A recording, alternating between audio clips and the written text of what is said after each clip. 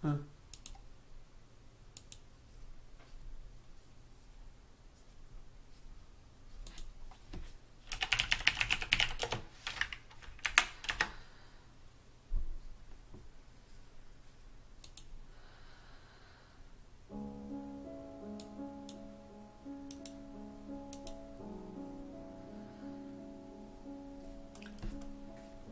Alright, well, this music seems like a little bit of a somber note to start on, but I'm going to play some modern with Abzan Collected Company. Figured I'd throw on some music in the background and wanted to do some classical music so it's not copyright stricken by YouTube, but there's some degenerate, combos with a lot of clicking and stuff, so I like to have some music going on a little bit in the background. Anyways, here's the deck. Enough of all that. Take a look at it. It's Vizier Collected Company with Vizier of Remedies and Devoted Druid, the infinite mana combo that comes new into the deck from Amonkhet. So here's the deck list that we're looking at. Here's the sideboard. I'm going to jump in and just play a round in the play lobby here.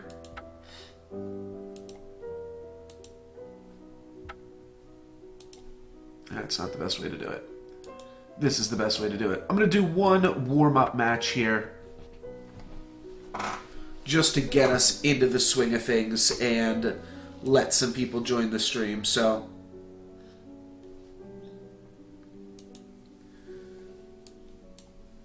we'll do one warm-up and we will be on the play, and this seems solid.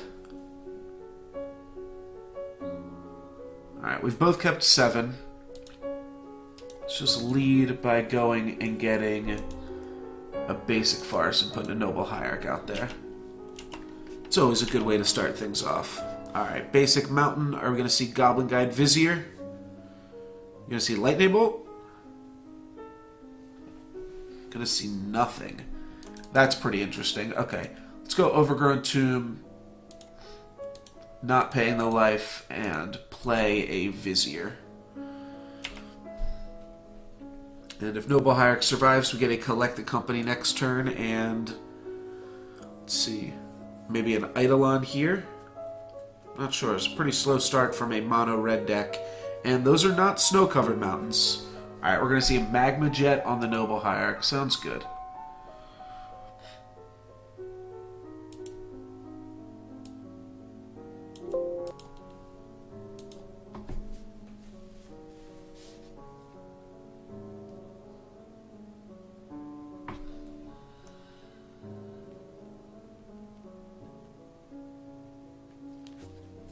Alrighty, and my opponent went top.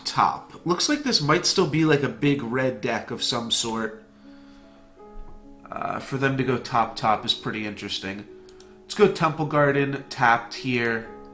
Play another... Oh! Never mind, our Noble Hierarch's dead. Oh well.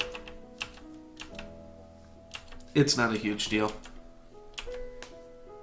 We miss out on having a blocker here, but we would have had to pay 2 life for the right to put a blocker out onto the battlefield, so might not have been great. This has got to be some type of big red deck. I assume we're going to see like a Blood Moon or something here. Alright, well, I think I should still go and fetch basic planes here with this Windswept Heath, because I do think that that's what we're playing against. Let's do an end of turn, though, to also play around something like Anger, maybe.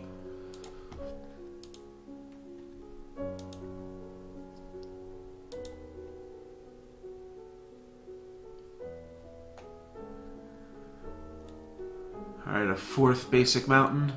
And they are paying costs. Pyretic Ritual. This could be bad for us. We do have 2 Path to Exiles up.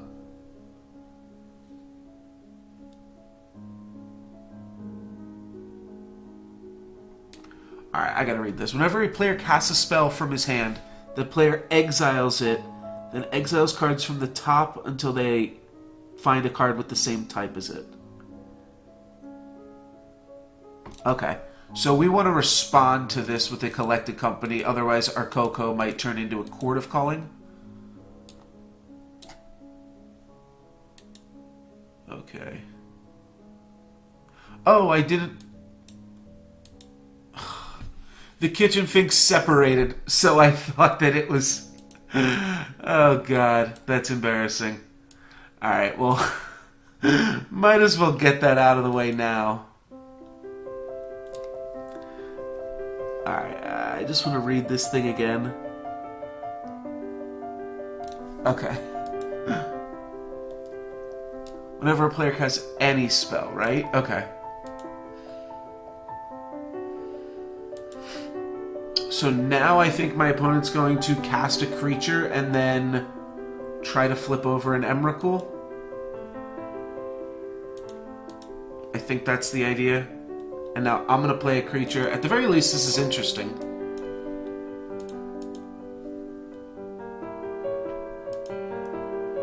Alright, so... Okay. I almost just clicked no again, but luckily it was the word no this time instead of something else random. We could get another creature. Yeah, let's take Noble Hierarch here. Yes. So I guess you don't have to cast the cards that you're finding. We're having fun here. This is a fun way to start off the stream. Alright, let's cast this.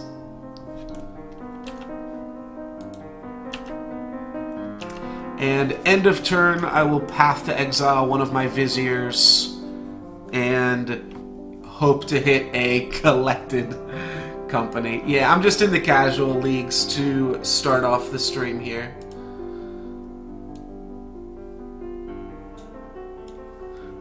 Okay, so they play... Right, they play a Morph, and now they're guaranteed to hit an Emrakul, I imagine.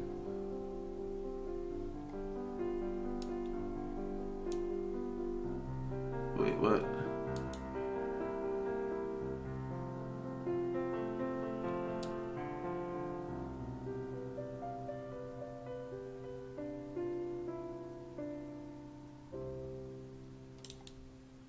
Wait, didn't they just play a Morph? Why did that not trigger Possibility Storm?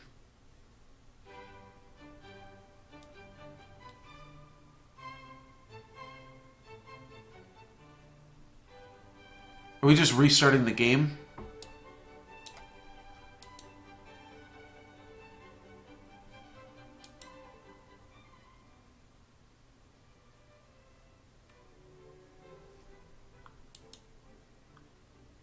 Okay, and we're just going to win because we drew a Noble Hierarch? What the hell is this? Alright, my opponent drew a mountain, but as soon as we draw... Oh, we can't use a fetch land, though. Oh, and we actually don't have that many more green sources left. Okay, this might be a little tricky. Yeah, we need to hit Overgrown Tomb or Razorverge Thicket, or Horizon Canopy also doesn't work. That's awkward. Oh gosh.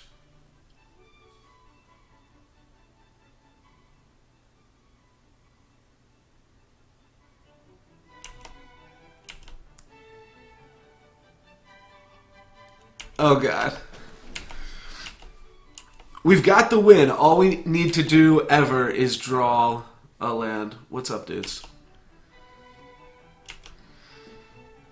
Chipotle sounds good. I'm down.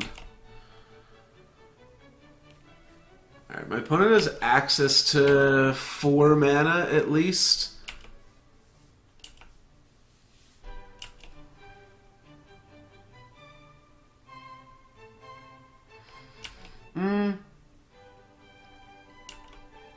I gotta discard. Looks like that's on your end. You're, I'm watching the stream live as well, and your message showed up almost immediately.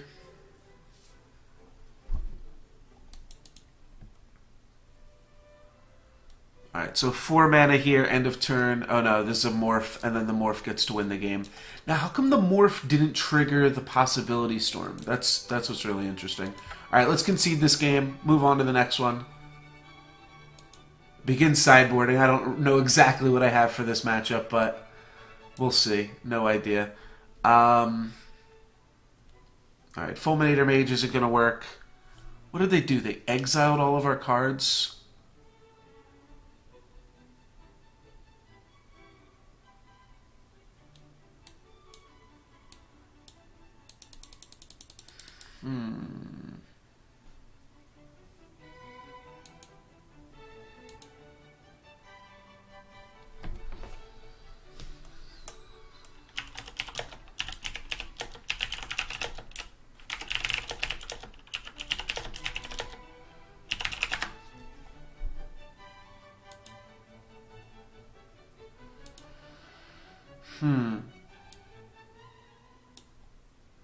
I feel like these Sin Collectors and things are still reasonable. Oh, Tidehollow Scholar is great, right?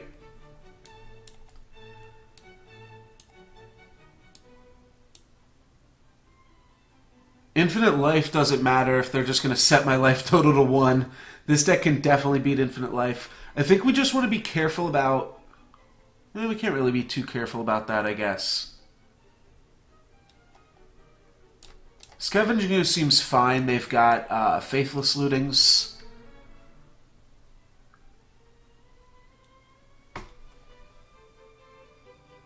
Oh, yeah. Having Magic the Gathering online open is apt to just fuck up everything on your computer. Alright, let's roll with this. I'm still a little bit confused on why the Zoetic Caverns morph didn't allow my opponent to cast an Emrakul. Maybe they, like, transformed it in response or something? Alright, we can keep this one.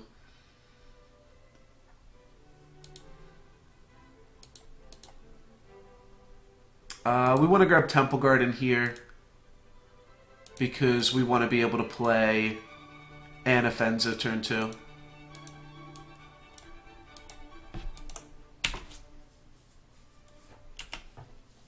Yeah, I don't know what other morphs you'd want to play because you need to play non-creature morphs so that you don't fuck up your own shit. If your plan is Emrakul. Maybe I must have just missed something else. That's fine.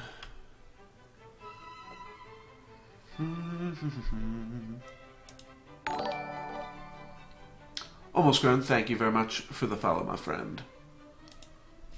We will be doing a competitive league after this match. I figured I'd get in a warm-up match and playing against a pretty random deck here. I'm not sure. Was I in the casual room or I might have been. I wasn't paying too much attention.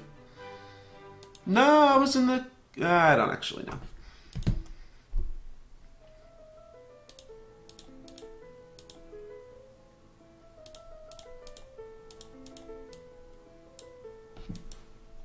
Alright, here's some more juicy Magma Jet targets for my opponent.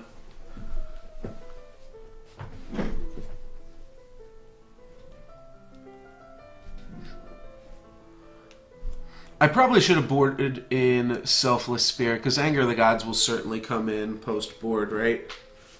Alright, just a Magma Jet. That's fine. If your opponent Magma Jets you, like, I feel like they are much less likely to Anger of the Gods you, just in general. It's interesting that Magma Jet's an instant. I guess you need a card that can go face so that it can finish the game off for you, but... not sure if it's the best one. Alright, let's play Vizier this turn. And then start Gavanying next turn.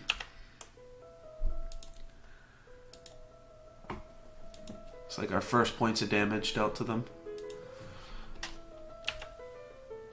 We might not even want to crack this Verdant Catacombs because We might just want more lands in our deck for post Worldfire. I'm not sure. Like, my opponent could just go Ritual, Ritual, Ritual, Worldfire here, right? Looks like it's a possibility.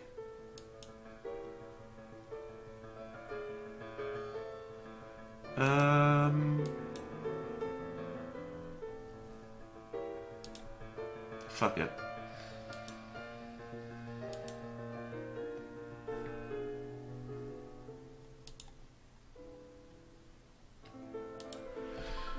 Drawing another land seems not great.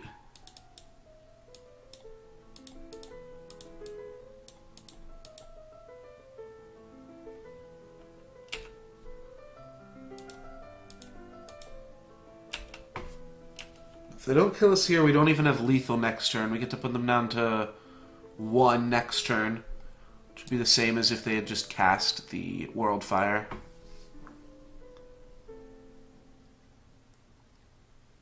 I guess having no fetchables isn't the worst. Yeah. So this is why Faithless Looting's sweet, because you get to go for it again. Alright, so they're gonna grab, I imagine, an Emrakul.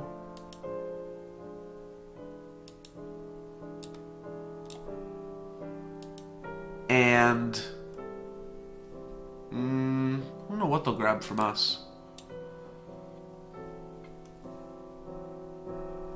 Just like a Kitchen Finks or something seems good enough.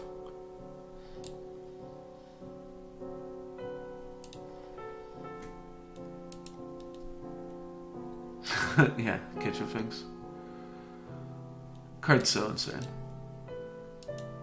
And they still didn't grab an Emrakul. I don't understand. Did they just not have an Emrakul? They don't own one? But they're playing the deck as if they did to, like, decide if they'd want to build it or not? They didn't take anything out. Oh, I'm so confused. Almost Grown, thank you very much for the donation. Oh, you want to bring me Chipotle? Thank you very much, man. I appreciate it.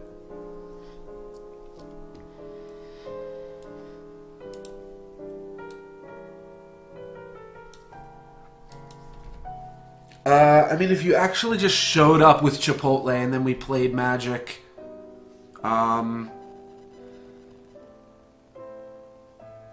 sure. Yeah, that seems fine. Do you know what I like?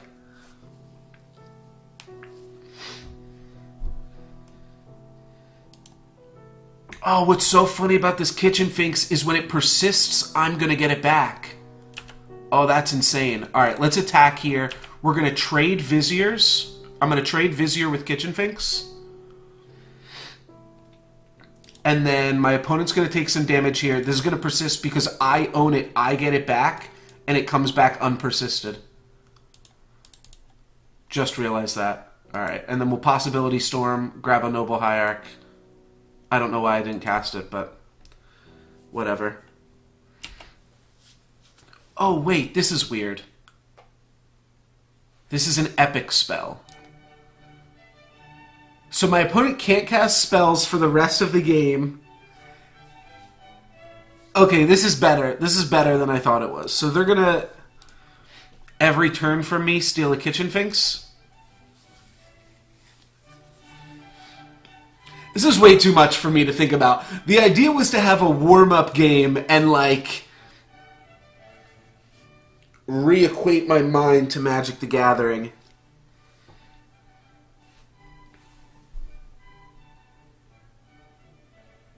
Oh, it only searches my deck.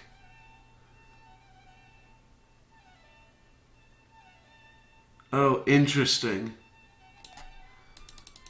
Alright, so this is, like, likely to be a collected company, is the idea.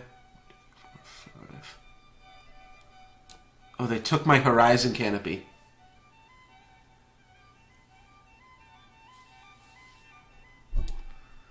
I don't even know what they can do with that. They can't cast spells for the rest of the game.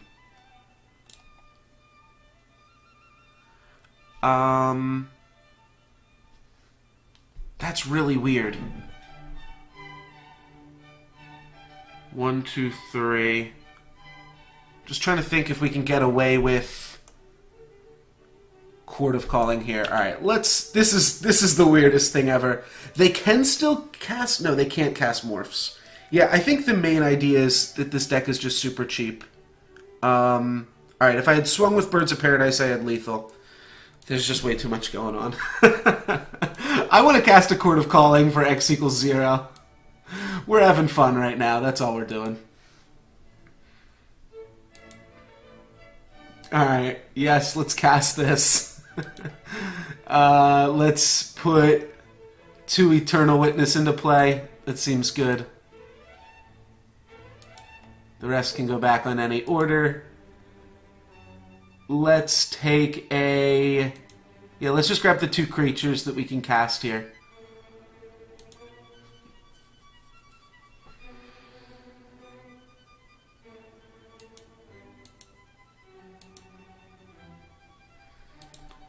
We're just having fun, right? Alright, let's yield to Possibility Storm. And let's play something else and see what happens. So I have access to infinite mana. It's random whether or not we'll ever see the fruits of that, but...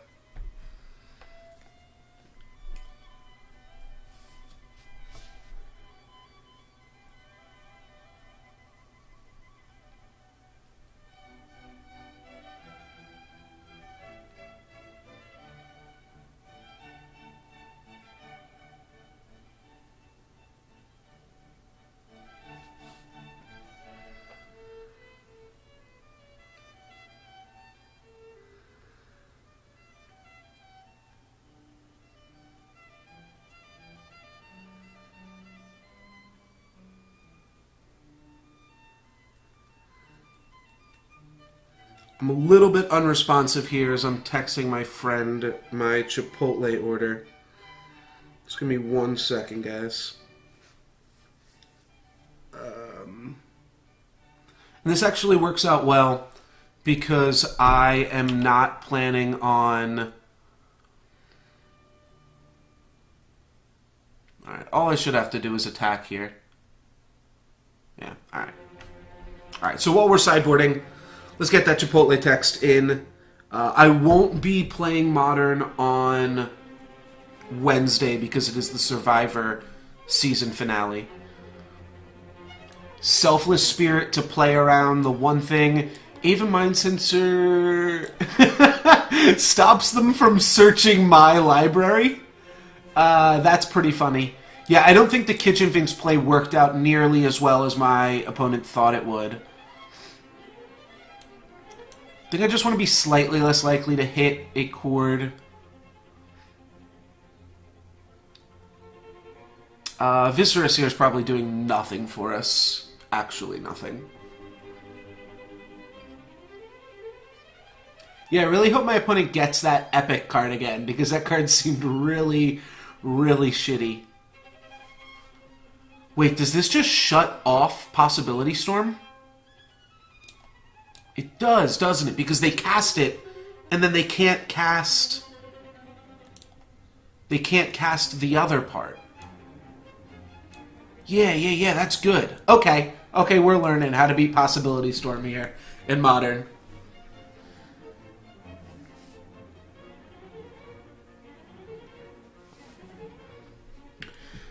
Turn 1 Noble Hierarch, turn 2 Devoted Druid. We've got the wrong Malira here, but I think I'm still going to keep this. Still some strong things that this hand can do. Alright, that's the right one.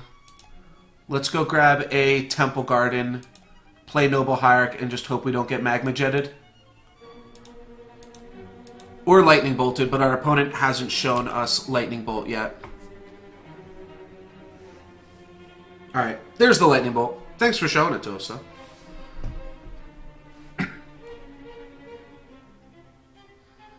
Do they have it already? Ritual? Oh, they're gonna play out the Vessel to start off things. Vessel's not bad in a non-storm combination deck.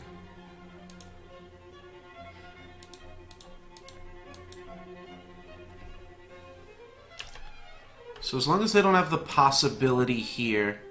Maybe that should have been another Temple Garden to give us Anafenza.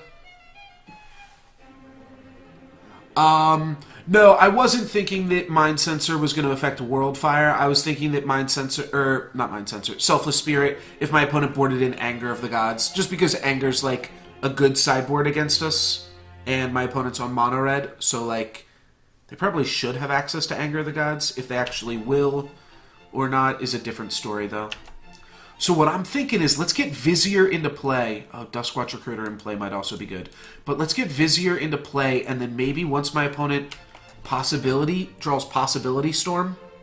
Yeah, Eidolon just breaks it. Eidolon means that if my opponent puts a Possibility Storm onto the battlefield, we just win the game.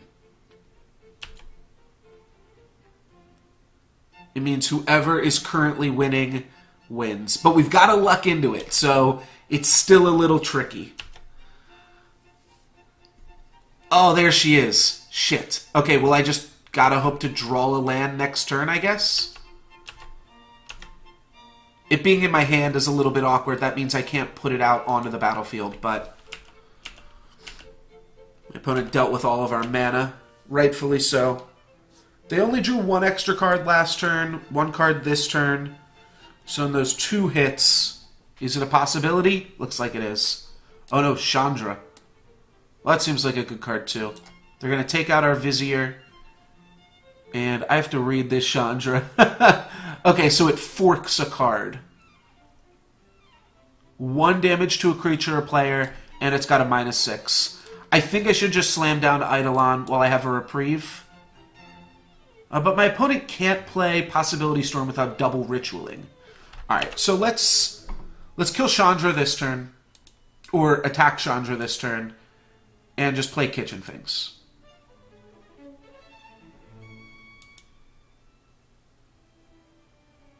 Oh, you're right, you're right. I wasn't thinking.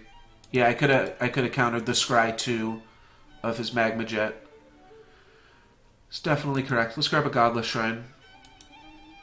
And gain that life right back.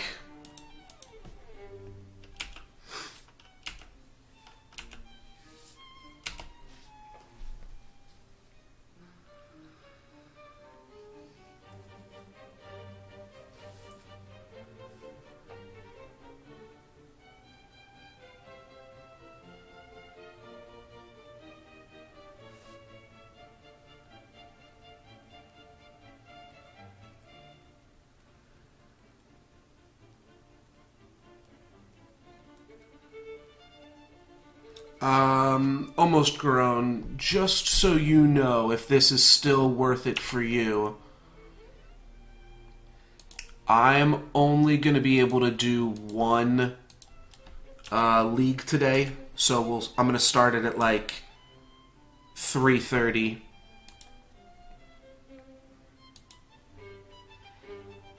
And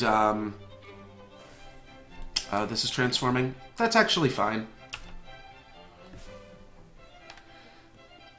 And I do have to cut the stream off at about 5:30 today.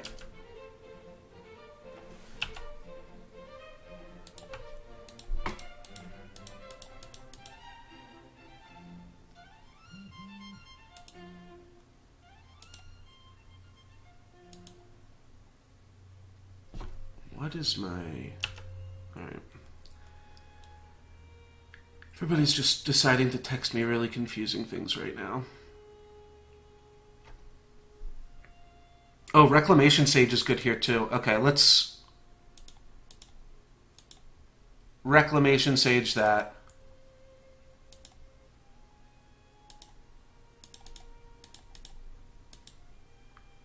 And now I can't cast any more spells. I probably should have played the Noble Hierarch first, but...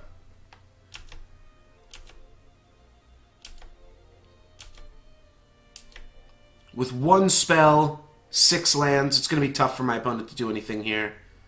They can't World Fire us. I think that was their plan for this turn. Just to cast World Fire. We're going to see a Magma Jet on our 2/2. Then that's it. And we get to smack my opponent for more than 8 here.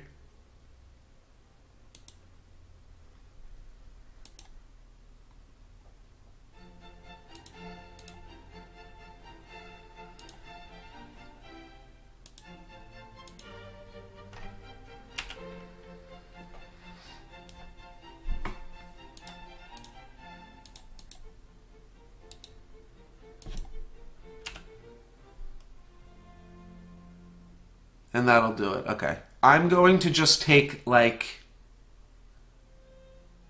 Oh, he ended the turn? Holy shit. Okay. Where is this headed? Are they targeting themselves? I guess they're targeting me. Okay. Oh. Right, they lose. Weird. Why even play that? Alright, well that was fun. Give me like 4 minutes here, guys. Or not even. Just give me 3 minutes. And then we are going to join a league. I'll throw the deck list up on the screen. That was a fun way to start the stream off. Yeah, I just need to figure out exactly what I'm doing here. I'm going to mute myself as well.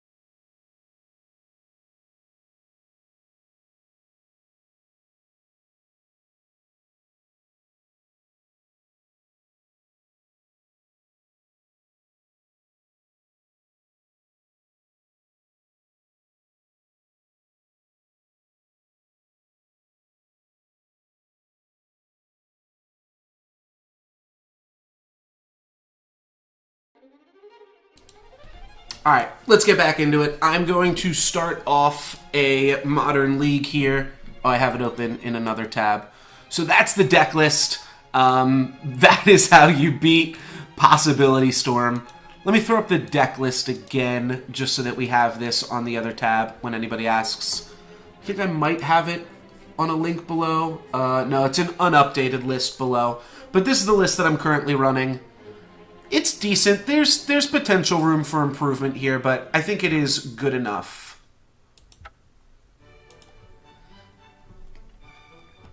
And Ixodors, I did see your message as well, and I will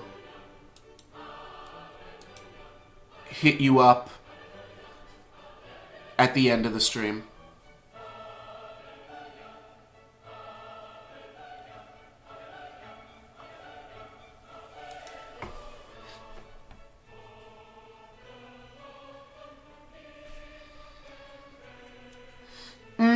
Well, if you ever have, you can technically find this win condition with a, collected company. Hallelujah. Let's mulligan this. This hand is fine. Our opponent mulled to 6, so hopefully this hand's good. Let's put this on bottom, though, for sure. And our opponent has put their card on top.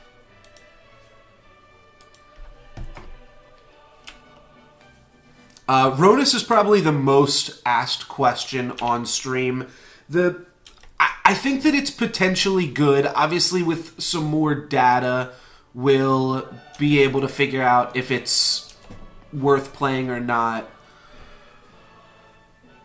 Yeah, this deck's really strong. I think your whole play group being on the combo makes sense. Alright. Just a Springleaf Drum hand. I mean, my opponent did mulligan, but his hand seems pretty weak. We're going to just path this now. This will give him another land, but they're unlikely to have too much to punish us here. Alright, Kitchen Finks this turn, Kitchen Finks next turn. Court of Calling eventually here. So you can always collected company into Walking Ballista plus Eternal Witness to get it back, which is a little bit more, granted, but it's still actually somewhat reasonable. Alright, a Volt Scourge, an Arcbound Ravager. What else do you got for us? A 4-drop. Oh no, 3-drop. Etch Champion. Okay, well, I guess that means we're not really attacking. But I don't know, we've got some resources here. How do I want to play this? My opponent can't beat Infinite Life. But for right now, let's just play our most mana requirement cards.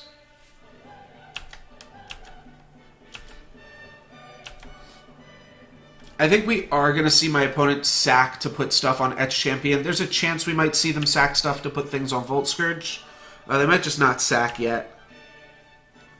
They don't have lethal, right? 1, 2, 3, 4, 5, 6, 7. No, not quite. It's close, though.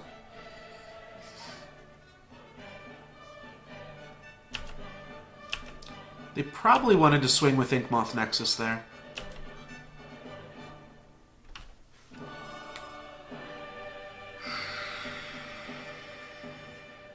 I think I need to path a Steel Overseer. Let's see, what else can I do? Well, I'm still at 20. If my opponent doesn't kill me next turn, like, I could just chord for whatchamacallit, and then untap and chord for the other whatchamacallit. That's right, they can win through Infinite Life, so it's not even worth going for an Infinite Life combo. Can we do... I mean, we can do Infinite Mana, maybe. 1, 2, 3. 1, 2, 3, 4, 5. Oh, yeah, we're fine, actually. Okay. So we'll win through infinite damage next turn. We're just going to not do anything this turn, and hopefully just keeping open our mana is enough that they don't kill us. They might just go for Inkmoth Nexus here. They didn't even attack with it last turn, which makes it harder.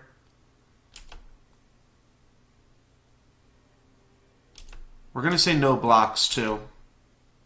1, 2, 3, 4, 5, 6, 7. Oh, no. Oh, yeah. So if they sack everything, absolutely everything, they can kill us.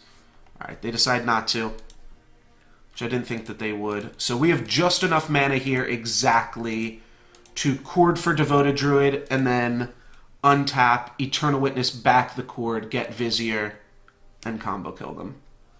Just going to go for X equals 3 because why not? I won't play my land here to prove that I could already do it. I kind of just had a feeling I was going to draw a land there. Alright, so we Eternal Witness. Let's get back the chord.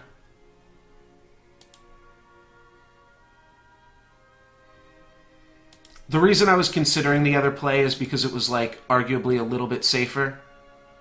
Yeah, then we chord here for X equals 2.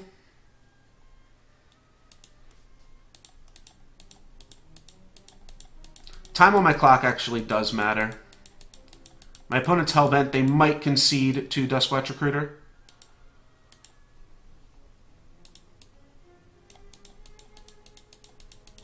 Alright, there we go. So, yeah.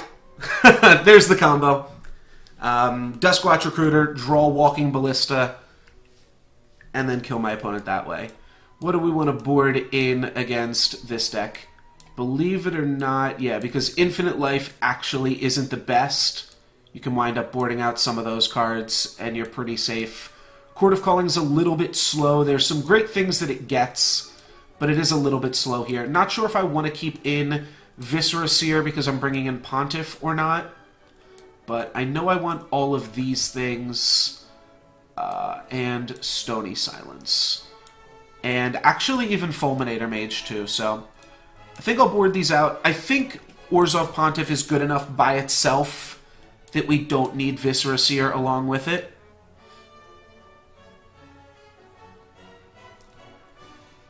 Do really like this combo. Maybe I just don't need Fulminator Mage anymore. It still seems good. Fulminator Mage is good because one of the few ways, like, that they can kill you is with the Infect Land being just too quick. So just more ways to interact with that is always sweet.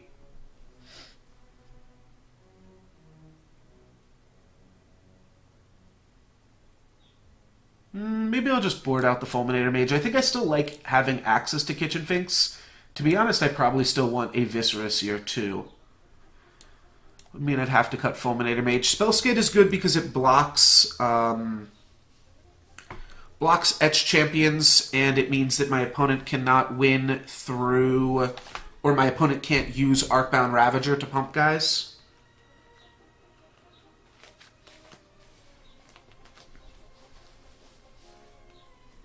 I kind of need Eternal Witness for being slow. I think I'll cut a Duskwatch Recruiter for being slow. Means we've got a lot less combo pieces, but we shouldn't really need them. Like we just win by Eternal Witnessing back Abrupt Decays and having Stony Silence and stuff. That's really tough for our opponent to beat. All right, let's go for this.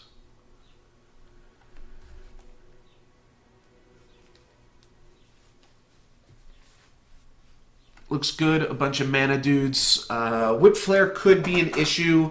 You could board in some Sin Collectors or Tide Hollow Scullers or Selfless Spirits. Selfless Spirit might even just be a good card regardless. I'm going to keep this hand though. My opponent mulliganed to 6, debating on mulliganing to 5. And they kept 6 and put a card on bottom.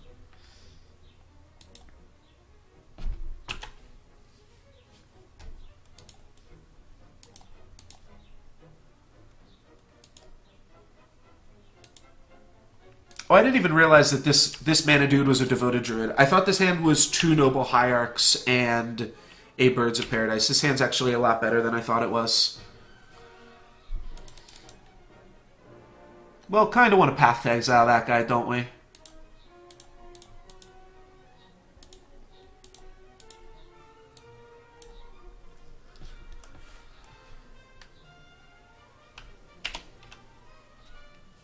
See if Devoted Druid can survive. If it does, we get to cast a Collected Company, try to hit a Vizier, and win the game. No Whip Flare. Alright, they do have the Galvanic Blast. Always blast the Druid. That's the new rule. And we draw a replacement. Not too shabby. Card really just is fantastic. And that means my opponent is not going to have a Whip Flare if they didn't cast it into Devoted Druid Noble Hierarch.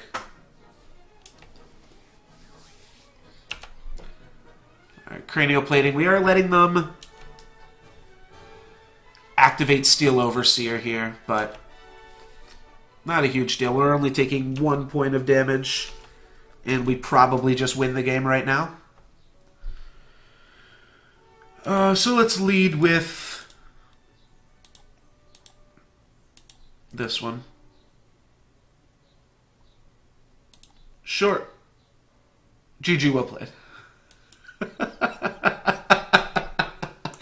Alright, seems good. Seems good. So that is Collected Company with Vizier of Remedies. That's round 1. Hope you guys enjoyed that. Curb stomping against Affinity. And let's move on to round 2. I mean, that's why I think the deck's insane. I think the deck was already great, and then now you just add in the ability to just completely kill people. It seems really not fair.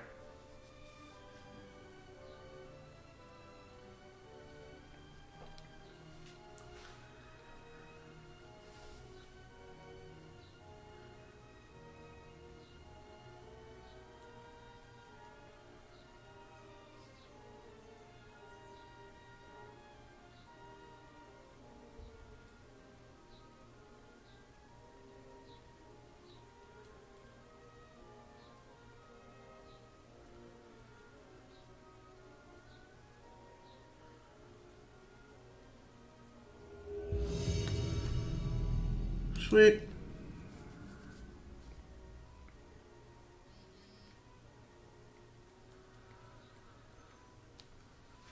Alright, what do we got here? We've got a turn 3 combo. Seems good. Seems good. Hopefully we're playing against something like Tron. Though, that's the crazy thing. Even against something like Jund, say that's what we're playing against this round. Alright, our opponent kept 7. Duskwatch Recruiter is still great to help us go long. We can activate it. Alright, looks like we are playing against something like Jund.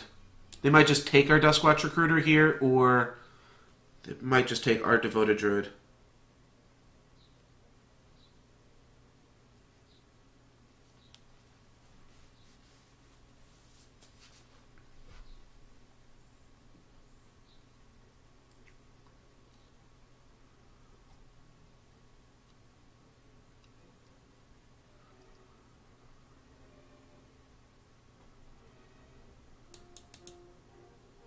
Kind of a tricky call. I don't know. I think you probably just want to take the Duskwatch because you have to take that card eventually.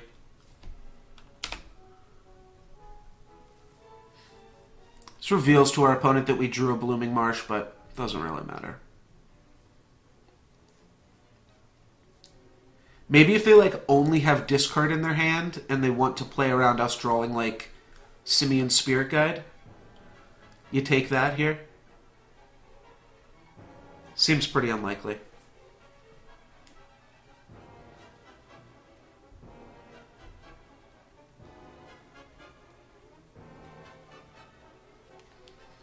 Alright, Grim Flare. Not a hugely threatening one. So my opponent can kill the Kitchen Finks after we block with it. Means we're leaving them one turn because like we're going to let our Kitchen Finks get reset. Whereas if we played Vizier then Kitchen Finks, my opponent would have awkward attacks here.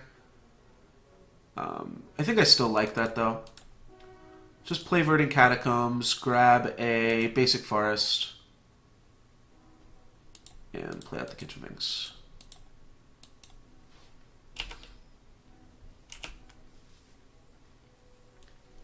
So yeah, now we put them... My opponent doesn't have Delirium. They're not going to get Delirium here. So they can attack and then kill our Kitchen Fink, like Abrupt Decay our Kitchen Finks post-combat, just to get the Grimflayer trigger. But this works out pretty well for us regardless. Nope, they're just going to trade because they were afraid of Vizier of Remedies. That sounds great too. Let's say... We can say no to the life and just play Noble Hierarch here.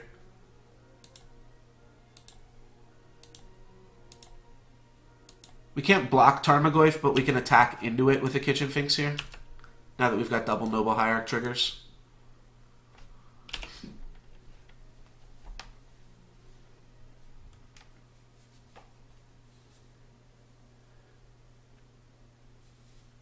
My opponent knows that my hand is Vizier Duskwatch Recruiter, so they know that they're going to have to use a removal spell on Devoted Druid before I untap here. They could also kill both of my Noble Hierarchs. Alright. They're going to ink, and what are they going to take? They're going to take my infinite mana and leave me with a Duskwatch Recruiter. That's why combo decks are so sweet, too, because like they have to take your combo pieces, and then you're left with these sick grindy cards. I'll take it. Oh, my opponent's stuck on 2 lands, too. So that seems decent for me. I could just play and activate Duskwatch Recruiter here. That's 1, 2, 3, 4, 5. If I hit Vizier, we win. Alright, let's start with Kitchen Finks attacking for 4.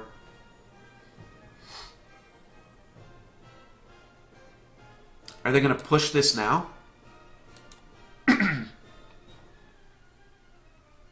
It'd be pretty crazy to let me untap with a Devoted Druid just to Fatal Push it. If they had the Fatal Push, though, they would have just killed Devoted Druid then and there. Alright, here we go. In for 4, put them down to 10.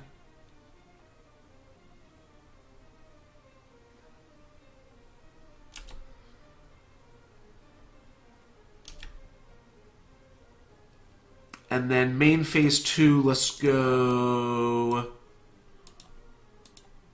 Duswatch.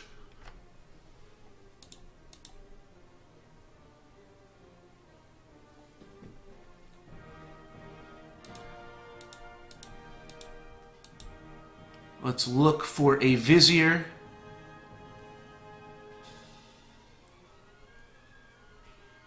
Alright, so no Vizier, but we can grab an Eternal Witness,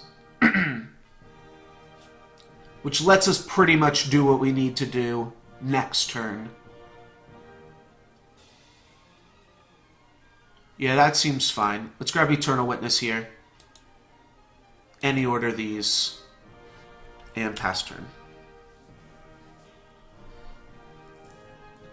Alright, a Marsh Flats. That's going to not pump up the Tarmogoyf because I already had a land there. It is going to add slightly to Delirium and Death Shadow. Okay. I see new Scavenging Ooze, and they are just going to immediately activate the Scavenging Ooze. That's a little bit not great for them, not for us.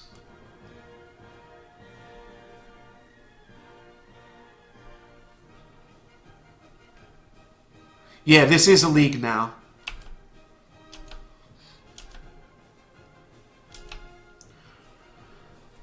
Alright, so we can just CoCo. CoCo's a pretty crazy draw. Yeah, I guess there's no scenario where we don't just CoCo here. The only thing to think about is they are tapped out with this Scavenging Ooze. So we could, like, Eternal Witness back this Devoted Druid now. But they're also tapped out, so that's a good time to CoCo.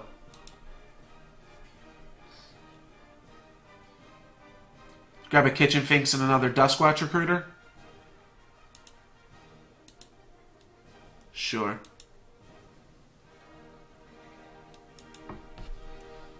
And then we'll attack for 4. Yeah.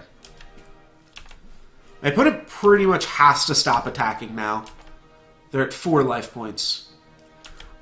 I'm assuming that they're a Death Shadow deck, too, if they're willing to go this low. They could just be Jund. Alright, they're not. Yeah, like, all of our draws were good off of that, so I wasn't too worried. Scavenging Ooze, best card in the matchup. And then I like to board in Path to Exiles and Abrupt Decays. I guess they're less likely to be Death Shadow because they're playing Scavenging Ooze. And I really like to board in Path to Exiles and Abrupt Decays that we've seen a Scavenging Ooze upon. So that's definitely the plan here. Gonna trim some numbers of these cards. Could board out like 1 bird, but I don't really want to. Like, I kind of just want to board out these. Even though that's what my opponent spent all of their mana and time dealing with last game. I guess let's board out 1 bird and keep in 3 Devoted Druids. Just kind of try something like this. We don't really need Walking Ballista, though, do we? And are we missing anything up top? I don't think we are. Fulminator Mage doesn't seem super necessary. Orzhov Pontiff doesn't seem super necessary. Walking Ballista also really doesn't seem necessary, though.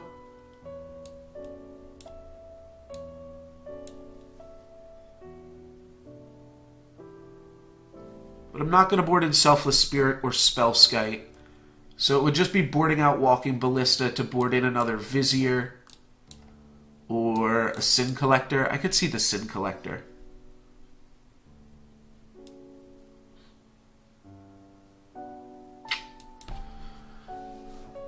What instance do we need Walking Ballista? Like, is Walking Ballista ever good just in a normal game?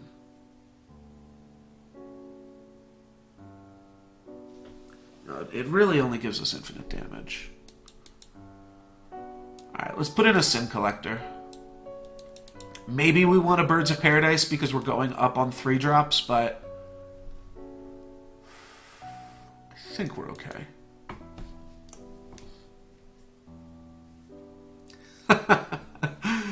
think I'm just going to add a blurb to the bottom of my stream of why don't I play Ronus. I don't play Ronus because this is a tricky hand. I'm going to keep it, though. My opponent is in a red deck, so they're not super likely to kill a Birds of Paradise. There's a Shambling Vent. Maybe I could have just boarded in the Fulminator Mage.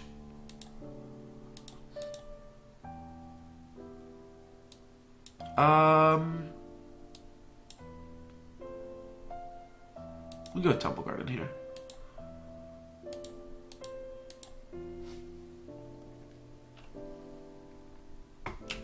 No looks given, probably confirmed anti-god. I'm willing to confirm that here. But regardless of that, Rona's just isn't a good, good stuff card. It's really only a combo piece.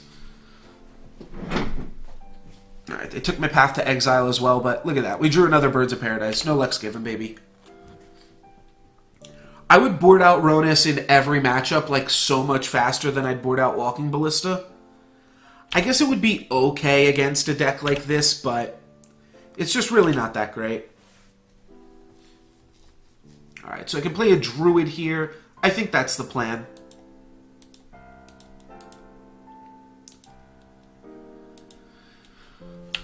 Next turn, we're going to play Vizier and dump our hand.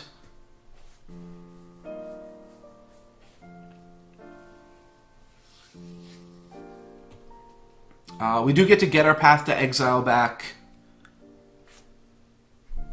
Yeah, I know you can take him in company, but you just have an enchantment.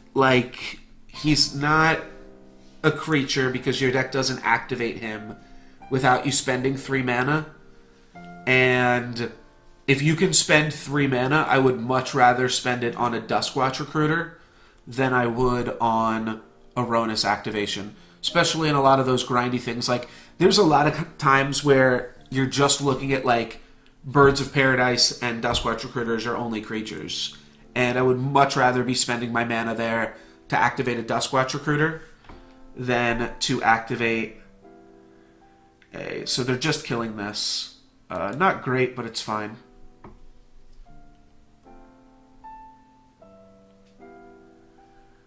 Alright, Swamp and smack me for 2 and flashback Lingering Souls. Let's crack Verdant Catacombs, grab an Overgrown Tomb, say no, and F6. Alright, we got Path to Exile back.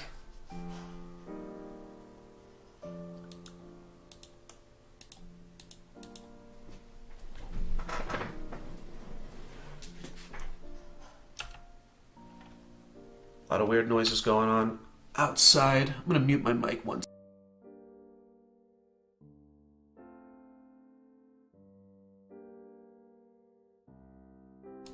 Interesting to note that my opponent did not flashback Lingering Souls there. That's kind of weird.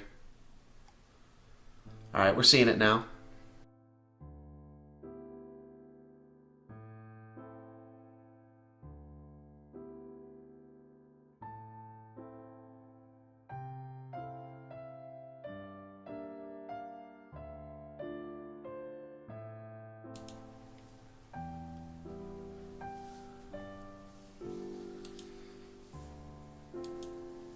That's really weird that,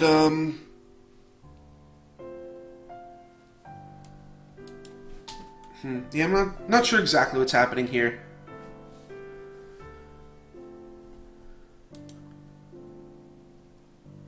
It's a reasonable draw. The tricky thing is we don't actually have a great card to Eternal Witness back yet, so I think I'm going to hang on to Eternal Witness and Path to Exile here.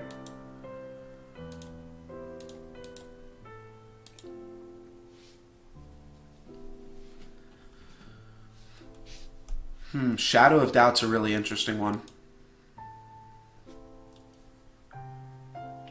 Well, we have a card to Eternal Witness back now. Can't do it this turn, though.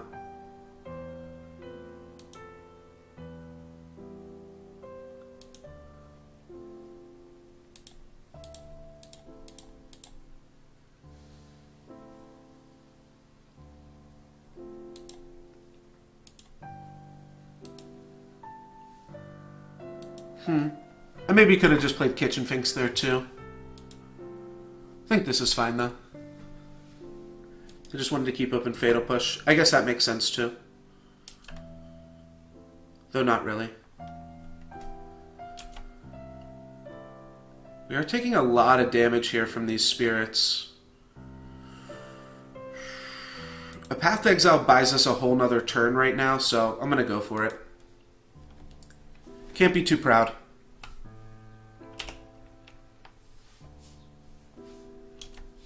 This does turn on Shambling Vent, but we can block this with a Kitchen Finks. It's not a huge deal.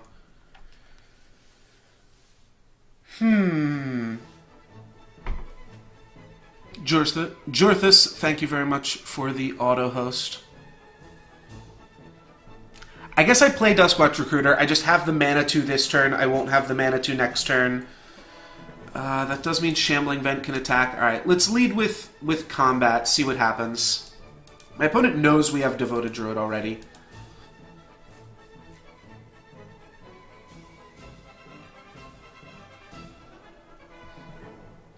Like, in this scenario, would I rather have a Duskwatch Recruiter or a Ronus?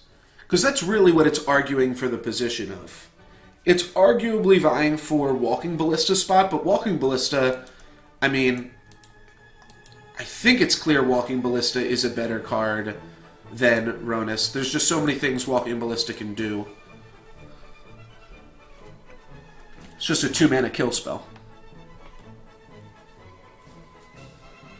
And anything more than that is pretty gravy, baby.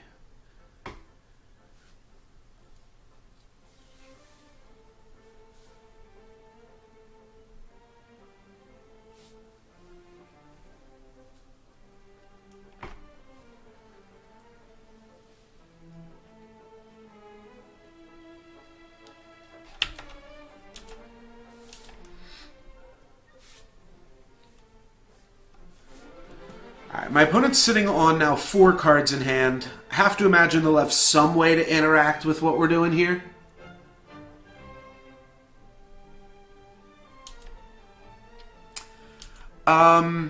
True, but like we already have a 3-creature combo right now, and all this is costing us is 1 card in our deck. And you guys might even remember, oh, Damnation? Really? Alrighty. That's a good one.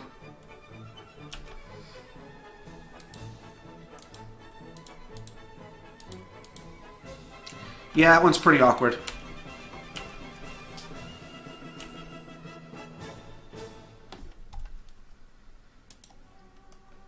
To use that here, I'm going to grab a Forest in case we draw Scavenging Ooze.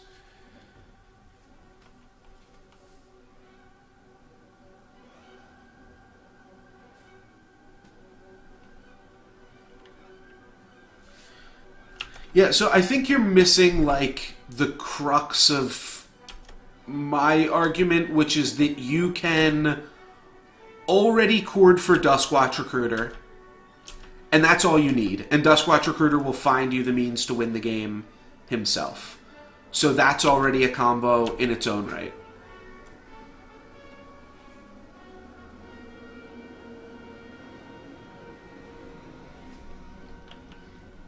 Is this lethal? Yes, it is. Alright, let's concede this game.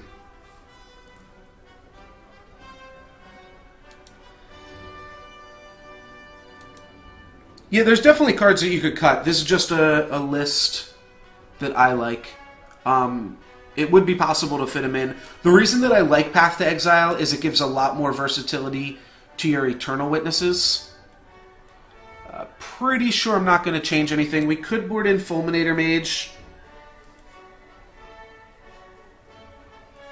Though, I think I like this like we have it. We could bring in Orzhov Pontiff or Walking Ballista now that we've seen Lingering Souls, though.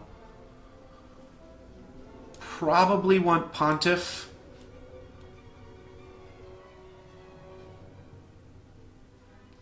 Which probably means I cut Anafenza here. Alright, I'm going to roll with this.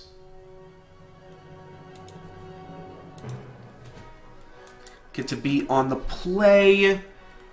Turn 2, Devoted Druid. We don't have the means to cast either of these Abrupt Decays.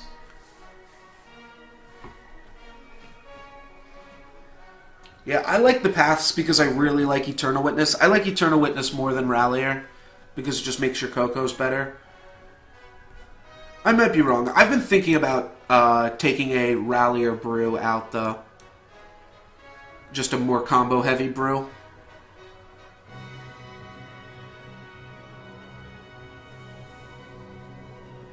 It's a tricky keep because it's already kind of like a mold of 5, but we'll probably get there eventually at the same time.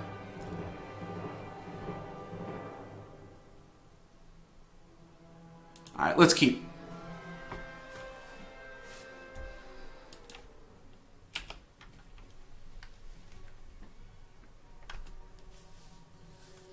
Opponent's probably going to, yeah, take this Devoted Druid from me, which will at least give me an Eternal Witness target. I guess I actually just have to take Eternal Witness then, right? Unless they've got another discard spell. Oh, just a Noble Hierarch? Alright, that we can deal with. That is fine. And if we draw any land and my opponent taps out for Tarmogoyf or Scavenging Ooze, we win the game. No, we don't win the game, but we probably do. Alright, Path to Exile on Devoted Druid. I will let it get pathed here. I could say no and put it in the graveyard, but I think I would like the extra land here. And then the question is, do I grab the Swamp for these Abrupt Decays, or do I just get the Forest for Eternal Witness? I'm going to grab the Swamps, considering I can't Eternal Witness the Devoted Druid right now anyways. Alright, and there's a Tarmogoyf. So a land will let us play Duskwatch Recruiter. Ooh, Scavenging Ooze. It's not bad here either.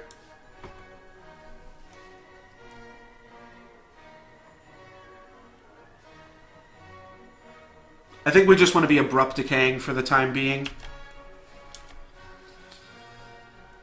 I almost want to just Abrupt Decay Noble Hierarch. But my opponent will probably draw more mana, so it's not completely necessary. This also only casts like Lingering Souls. Yeah, they drew more mana. Alright, let's Abrupt Decay here.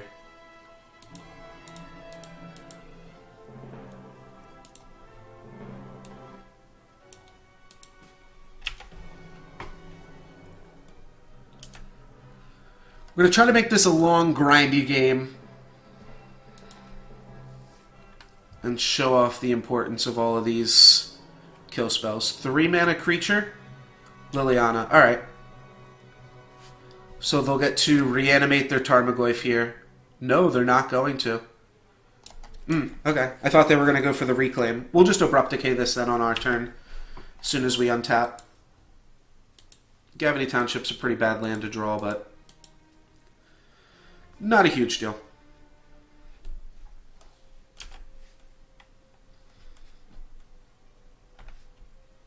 Opponent just grabbing a Temple Guard into F6 there.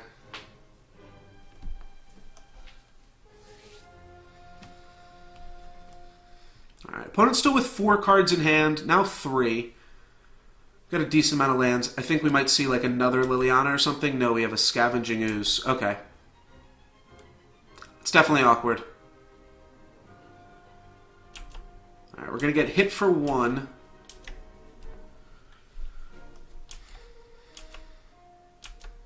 Need to kind of draw more removal. Collected Company is a pretty great draw, though, isn't it?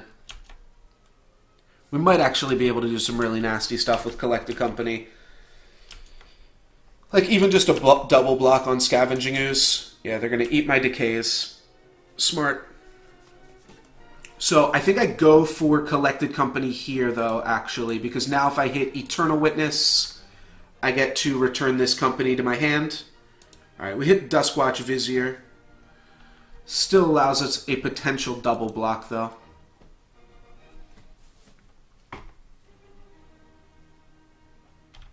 Opponent grabs a basic forest and eats my company. That's fine. I don't have enough green mana to cast Eternal Witness anyways. Or activate my own Scavenging Ooze. So yeah, my opponent could enter combat and try to trade Scavenging Ooze for both of my dudes. Well, now I'm less inclined to make that trade. I think I would have, so my opponent probably should have offered it to me. They're just going to go for that. Alright, this game's looking not so hot. Surgical, my Viziers, sure, I've got one more in the deck.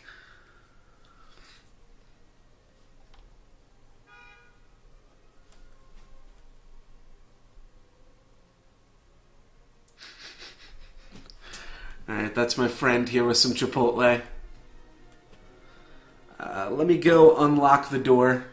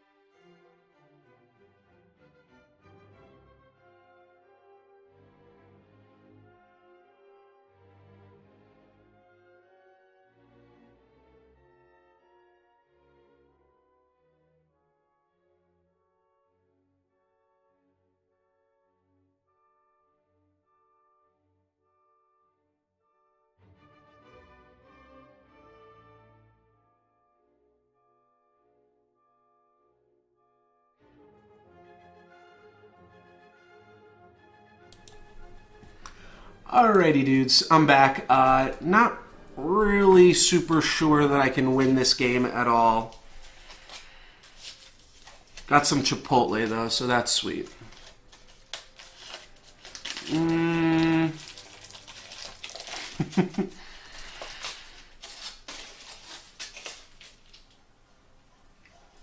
It's my friend crinkling some foil in the background. I don't know. Yeah, I don't know what we can possibly do. Double scavenging ooze. I mean, we can make sure that their scavenging oozes don't get any bigger. My opponent's hellbent, right? So they're not going to be clocking us that much. This game's definitely winnable still. Alright, let's put a scavenging ooze into play. My opponent doesn't have any more kill spells. What's happening here? Oh, they're just activating their scavenging ooze. Oh, I didn't realize they had a green open. Alright, so they eat the Goyf in response. But that's kind of okay. Alright, and just a land. So now they can start swinging for 4. I definitely don't want to block because that just puts 3 more creatures in the graveyard and then their other scavenging ooze gets huge. We're going to try to win with Duskwatch Recruiter, but we also need to draw more lands. Alright, so in response to Duskwatch, we've got to activate him here.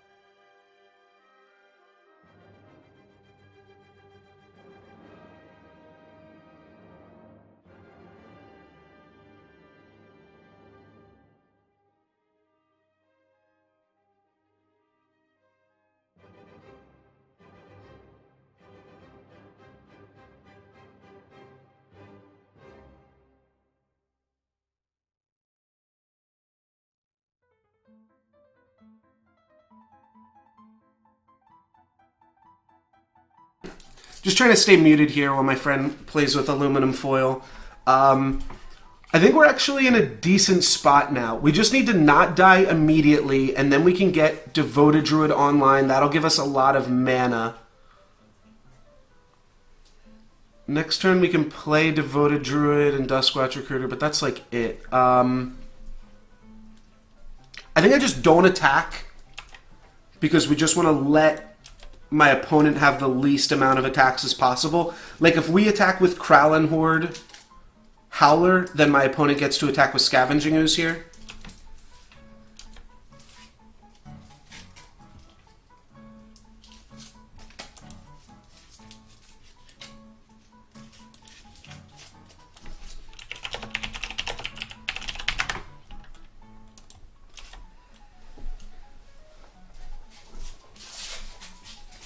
Alright, so yeah, attacking for 4. Sorry, a little bit distracted with my friend here, but we'll get it all sorted here. Well, I want you to be able to watch too, if you came all this way. Now this attack isn't as bad for us here.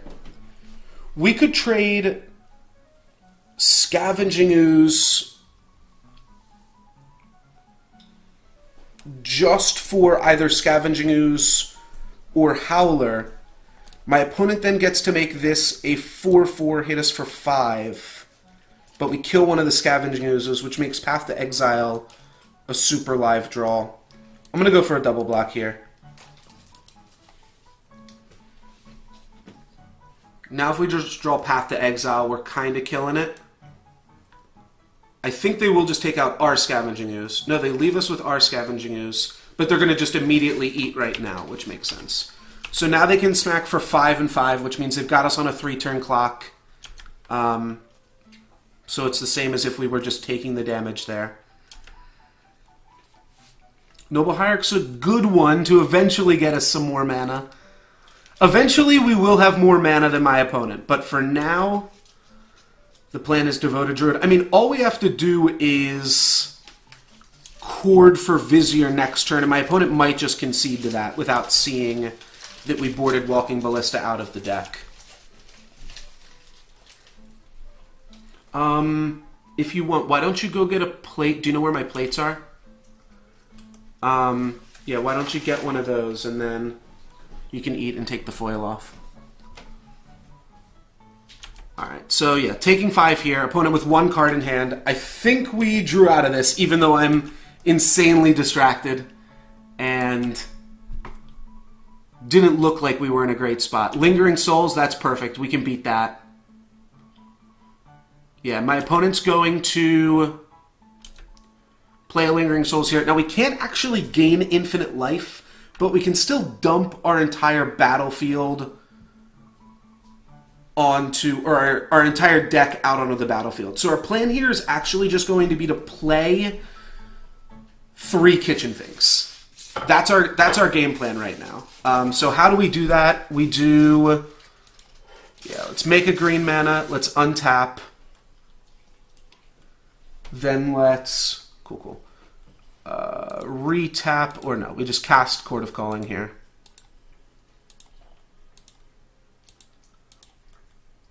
Alright, X equals 2. Alright, perfect. Now I'm free to combo out. Opponent's Hellbent. We've got 7 minutes to win this game. Oh, my opponent! My opponent surgicaled our Viziers. I forgot about that. Shit, do I lose now? I could have gotten Orzhov Pontiff. I probably still would have lost. Oh, I totally forgot that they did that. I'm way too distracted.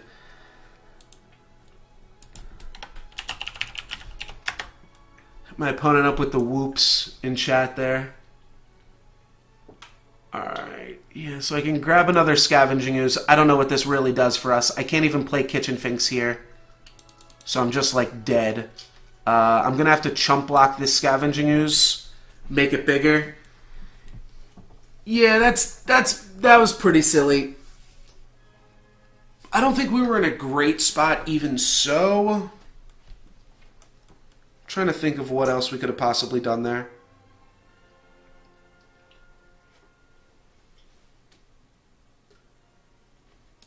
Okay, what if we draw Orzhov Pontiff next turn? Can we win? Let's chump block with Noble Hierarch.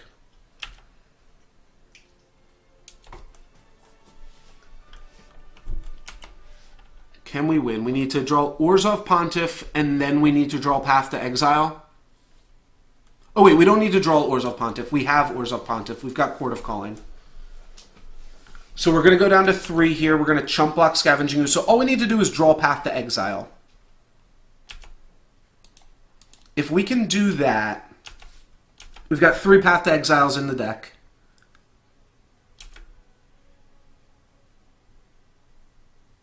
Alright.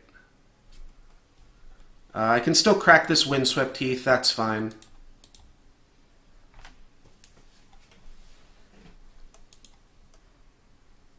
We have all these Gavany Townships that we're unable to use.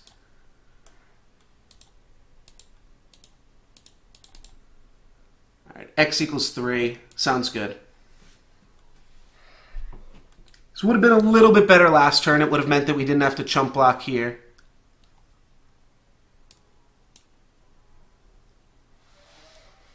Alright, my opponent's just going to eat some stuff with Scavenging Ooze. Oh, they're going to eat my Noble Hierarch. Sure.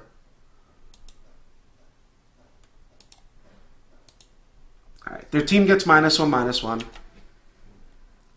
So we're saying there's a chance. I should have kept open my green mana to try to eat with Scavenging Ooze here.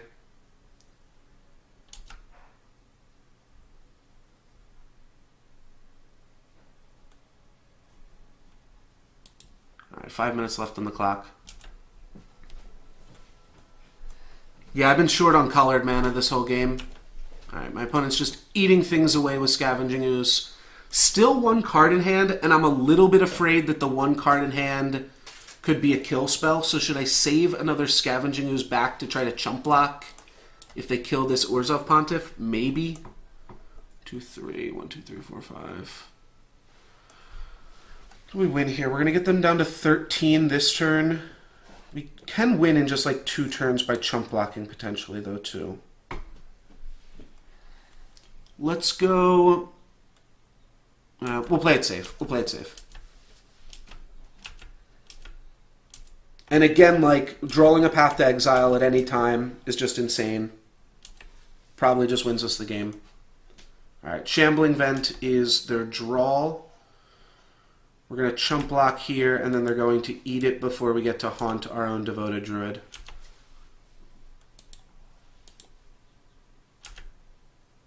Nope, they let us haunt. Sweet.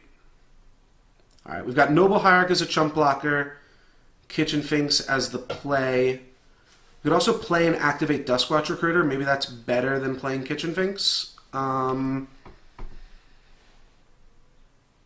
not sure.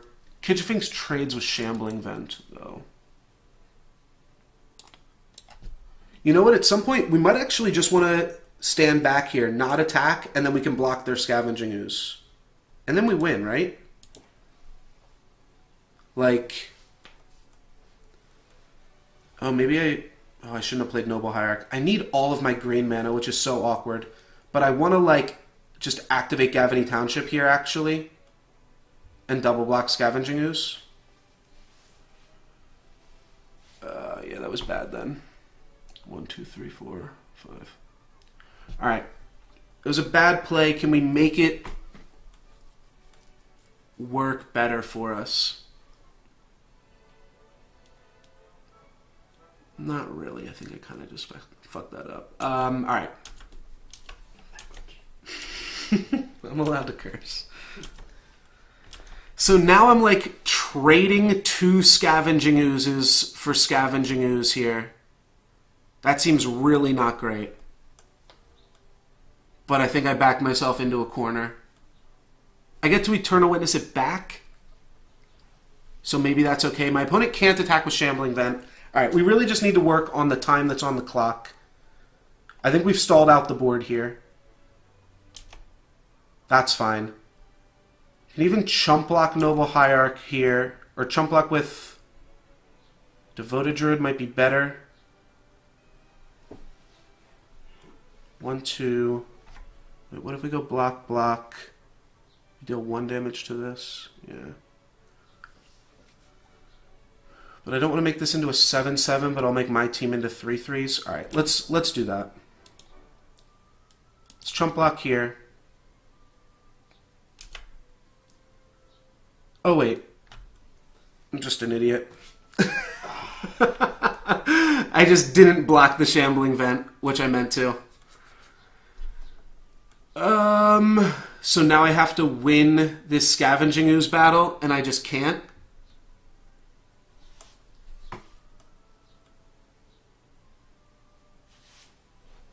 What was I doing here? Well, okay. We don't actually lose, because the Haunt is going to mean that we only take 1 damage from Shambling Vent.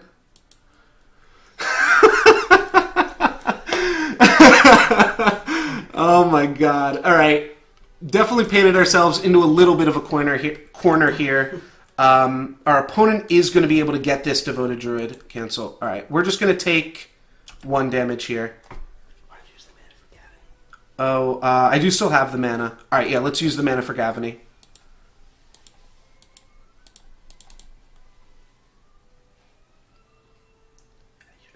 Cool. Yeah. Okay.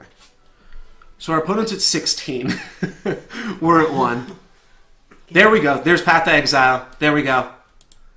Path this. Yeah. You can talk normal volume. Alright. You've been saying we needed this for like the past 7 turns. Yeah, Here it is. Yeah, finally Path to Exile. Enters my opponent's exile zone, which is pretty big at this point. A lot of Scavenging Ooze interaction going on. Yeah, that was my conscience telling me to use Gavany Township.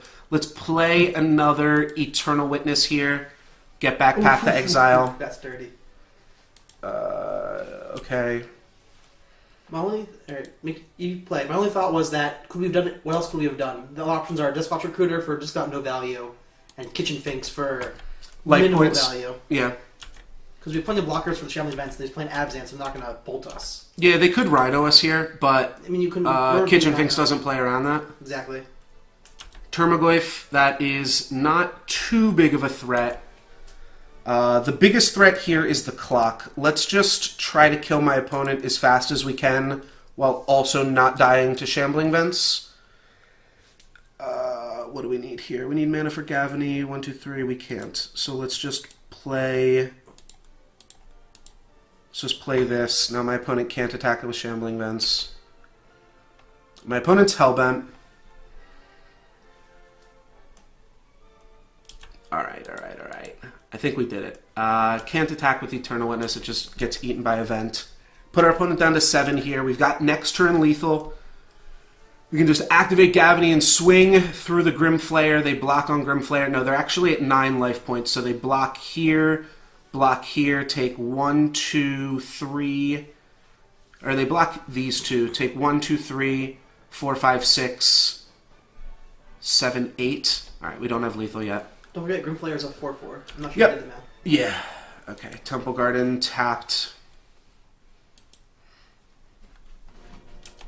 The quickest plays for me are just going to be to attack with my Scavenging Oozes, I think. Yeah, let's just get Exalted. I'm going to Gavany now. Can I take them off Delirium? I can. Do I have to worry about dying to, like, just a Grimflayer Trample? I don't have enough time to say it all.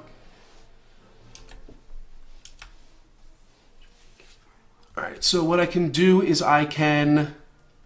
No, they can't double block, because I can make them lose Delirium here by exiling Liliana with Scavenging Ooze. That's pretty good. Mm-hmm. Yeah, okay, that's what we're going to do. Okay. Alright, now they lose both of their guys. Grimflayer becomes a 2/2. We eat them both. We have 45 seconds on the clock. Easy game. Whew! Okay, Lingering Souls. Fuck you. We're not dead here. Like, they've got a chump block. We've got to collect the company. Fuck, okay. We can eat the Grim Flare, so we're not dead next turn. Let's swing out. We might need the mana. Let's just swing out. Now that you've been neutered by Surgical, how good is Collect Company? Just, I mean, 2 dudes is good, but... Yeah, 2 dudes is still good. Yeah, my opponent's just going to try to win on time. Maybe let's not talk anymore. Yeah, you focus. Is it whole virus, right? Yeah, go for it. Do you want one? Stop talking to me. Okay. Thank you for the Chipotle. Now shut the fuck up and stop talking to me.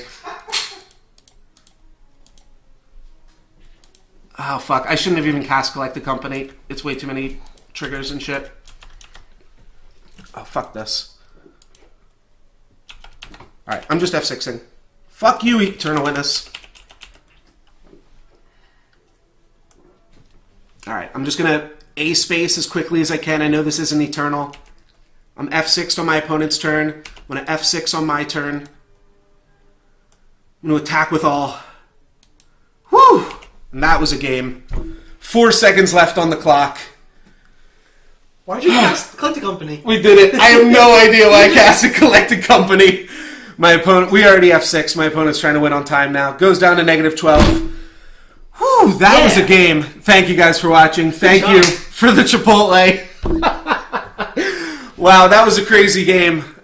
You can find the other half of that on whatever my opponent's stream is. The Reservation. Is he streaming? And yeah, apparently somebody said in the chat that he was streaming at some point. That was quite the game. I feel like that's almost highlight worthy, but I don't know. It was only highlight worthy because of all the Chipotle and all the other stuff. But yeah, 4 seconds left. I tried to Court of Calling for a card that was no longer in my deck, and all we had to do was draw the Path to Exile eventually, and we turned our game online, but like completely mana screwed, or not mana screwed, but just color screwed. I'm playing 3 Gavany Townships, which in addition to the basic swamp and the basic plains here is kind of a liability, but it means that we've got 5 sources in the deck that don't tap for green mana, and with Court of Callings and Eternal Witnesses, it was kind of a liability. All of our mana dudes obviously give us some green mana to work with, but whew, that was crazy. Yeah, that was quite the game. I want to just take a 5-second break here. So one of the other things that happened, I'll fill you guys in. My friend brought me Chipotle. He typically gets a steak burrito, and I get a chicken burrito. And he took a bite into the chicken one. So I was trying to figure out what was going on. Make you buy the 4th Devoted Druid. What, do you only own 3 Devoted Druids? Is Devoted Druid, I guess we were saying it might actually... Oh, it's $10 now? That's crazy. Online for $9 each. That's crazy. Yeah. Stupid. Yeah, I've had my Devoted Druids since... 2011? Yeah. 12? No, before, because that was modern, but... Then. Yeah, no, probably since 2008. I think that was when Shadowmoor came out. 2008, 2007. Yeah. So I've had my Devoted Druids. I have 6 Devoted Druids. Yeah, for over a decade I've had 6 Devoted Druids. Yeah, I'll give you back your canopy at the end of this stream. Let's finish the... That doesn't matter. We'll finish this one first. Yeah, this deck is definitely sweet. So what I'm going to do right now, I'm going to mute my microphone for a second. If you guys want to stick around, we are 2-0 in this league, so I'm going to edit the stream title here as well to reflect that. But we're 2-0 in the league. We're going to finish it up. Yeah, I'll go 5-0, and then I'll give you back your card. So yeah, just give me 3 minutes to cut around where my friend bit in my burrito, and then we'll be right back. Thanks, guys.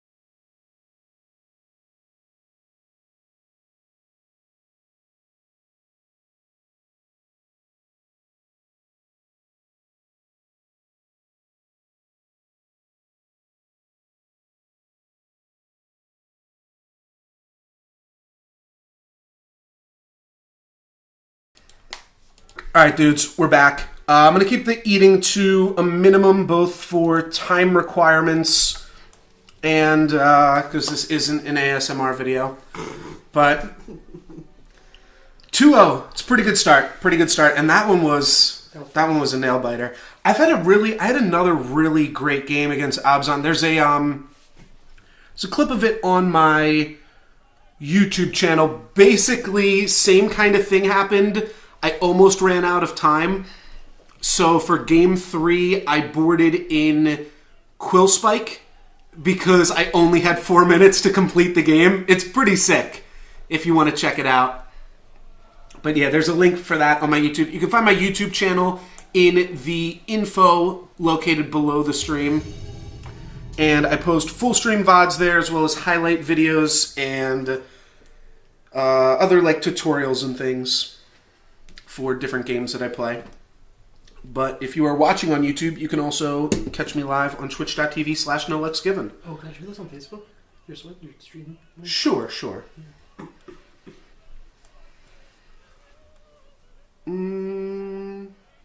Yeah, the sound looks great.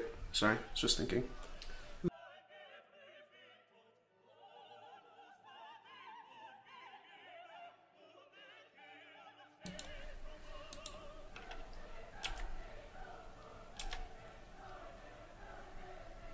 Yeah, mana is pretty good here, and Kitchen Finks is solid. My opponent did have a turn 1 search for tomorrow, so that's not great. We pretty much have to find Devoted Druid now. We might just lose. Oh, and it's the Relic build. Alright. He's playing Valakut with main deck Relic. It could be Tron. No, I played turn 1 search for tomorrow. Just kidding. Trick you. Alright, I guess I'll play a Kitchen Finks because we need to attack my opponent's life total as soon as we can here. So maybe a Kitchen Finks will be like reasonable enough to try to race it. But I always say there's like 2 types of Scape Shift decks. There are Scape Shift decks that play turn 1 search for tomorrow, and there are Scape Shift decks that don't have the turn 1 search for tomorrow. Though, actually, I don't know. It's almost looking like it might just be some kind of other weird mono green ramp. There's the Horizon Canopy. Not dealing any damage to my opponent this turn. Yeah, I guess there's nothing we can do about that. What's the name of the deck, by the way? Your deck. What do you call it? Collected counters. I would like people to start calling it Kitchen Counter, but because I do think Kitchen Finks is the most powerful card in the deck. But I think that, like, the title of the stream, I just have Modern Abzan Collected Company, because that's what people are going to recognize the easiest. So, yeah, Abzan Collected Company is basically the name of it. All right, they definitely are on Scape Shift here. Let's just hope they don't have Anger of the Gods.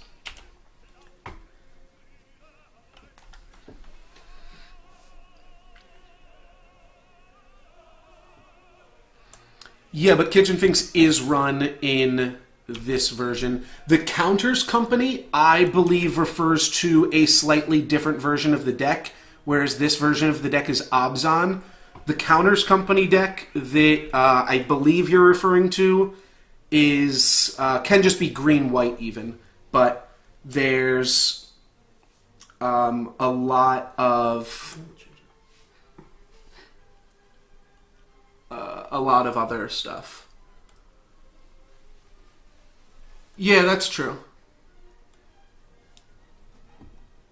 Sorry, I'm just thinking. Let me, It's not your turn. Yeah. So my opponent can block Kitchen Finks here again. I'm just trying to think of what we really need to do. Game 1s against this deck are a little bit tricky. What do we want to even Court of Calling for? I mean, Infinite Life is good, but my opponent's got a Relic out, so it's not really possible. My opponent might have a Prime Time as soon as next turn.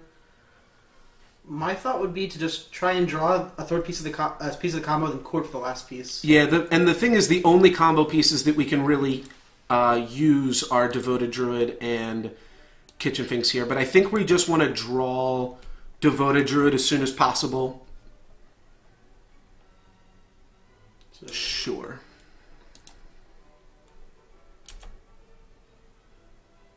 All right, there's Vizier. So now we're going to Chord for Devoted Druid, and that requires 5 mana, so... Don't forget if he taps the relic, or taps out of mana. Right. So I think we should have to keep that in mind and save our fetch land to put an extra card in the graveyard. That's true. Yeah, the fetch land can play around that. I think we're going to see Titan here, and it should be Titan nothing, and then... Oh, that's actually super awkward. Is it? Oh, yeah. Yeah, our guy transformed. That's not good. Because we didn't cast anything. Alright, my opponent doesn't have anything this turn. But we're going to generate infinite mana and then pass the turn. Just draw Walking Ballista, it's fine. I mean, yeah, I'm going to go for it.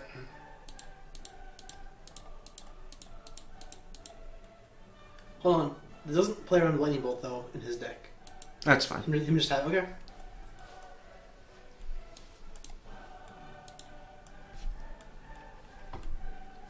Nothing plays around Lightning Bolt. Yeah, I should have just played this bird for free, because it would have still let me cast the Collected Company. Dismember. Sure, Lightning Bolt, whatever. That's fine, yeah. It's a Lightning Bolt that costs my opponent a little bit more life points. Could be good. Now this is going to transform, funny enough. My opponent casts Dismember and Farseek. That's fine. All according to plan. Alright, so let's... I guess we're just going to CoCo end of turn here and smack my opponent for 5 right now. Do we play out the Vizier? I think I'd rather just play out the bird. The Vizier doesn't do anything on the battlefield. I guess it lets us win if we hit... No, it doesn't, because it's not Summoning Sick. Because it would still be Summoning Sick. It would let us win if we hit Viscera Seer, and my opponent didn't have a mana open for Relic. But... And then it's really not worth sending out there. Oh! Alright, so there's the card draw. You want that Titan? Yep. Trying to find something sweet to play. Summoner's Pact for Titan. Sounds So good. this might be lethal? I don't think so. They can only cast 1 Titan. No, Oh, they grabbed the Elves. Wood Elves. Interesting. What the... We'll yield to triggered abilities from Wood Elves. Fun fact, all of his cards that could be promo have been promo, just so you know. Oh, Scapeshift. Right. That card is lethal sometimes. Well, how many lands do they have? 1, 2, 3, 4, 5, 6, 7, 8. So that's... Maybe right. CoCo and get lucky. Yeah, I think we just have to try to generate infinite mana here. Because, yeah, they're hitting us for 36. I definitely should have put the Vizier into play instead of the Birds of Paradise then. Alright. Let's hope to hit both Vizier and Viscera Seer. Or Finks and Vizier here? Nah, it doesn't work. Alrighty. Yeah, because my opponent gets to hit us for 36 now. Make him show you. F6, quick. That sucks. Well, what are you gonna do? Yeah, I don't think this is like a great matchup. Not game one. Regardless. Yeah, there are a lot of hate. There is a lot of hate for this deck. Because I do think that the deck is pretty popular. You got a lot of word of mouth. Like on Reddit, it's really popular. Yeah, but it's also just doing well on Magic Online. Alright, we'll concede to this here.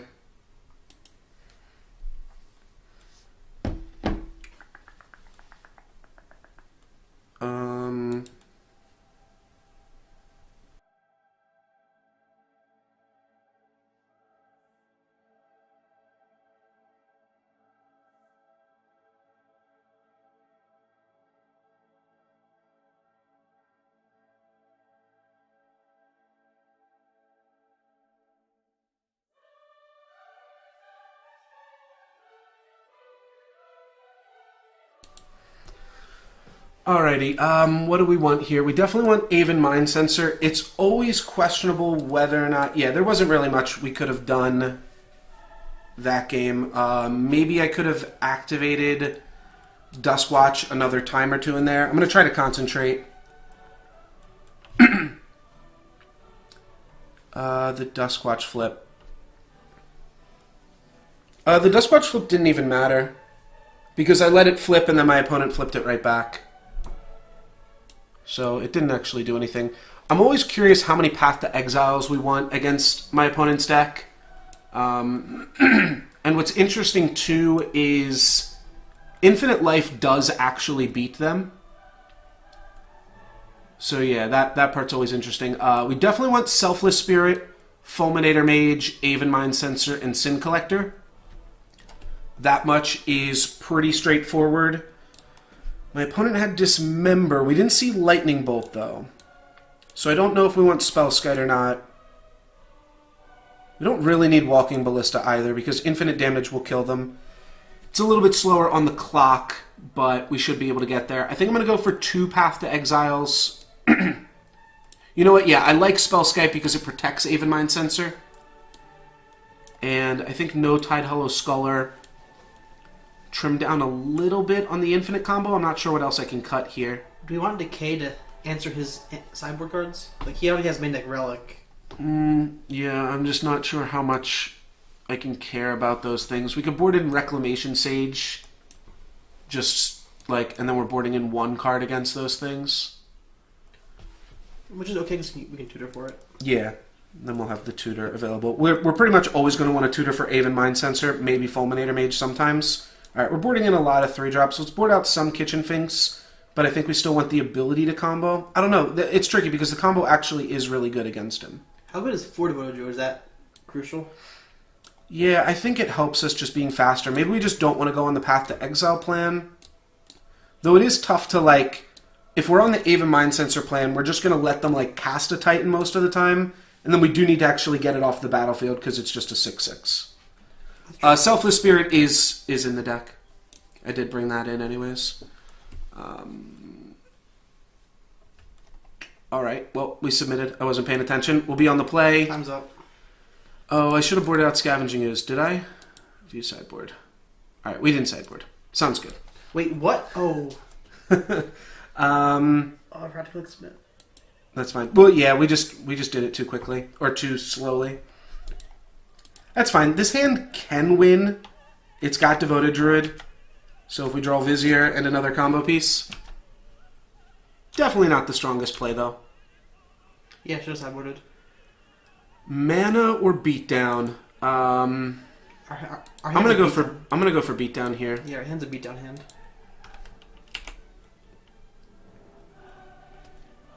Next turn we can drop Devoted Druid and Scavenging Ooze, so this turn just trying to hit them for a few more points of damage seems better. No Sakura Builder. Probably Sakura here. Oh, Kalani. there you go. That's the other reason I brought in Reclamation Sage. We do want to pay this here.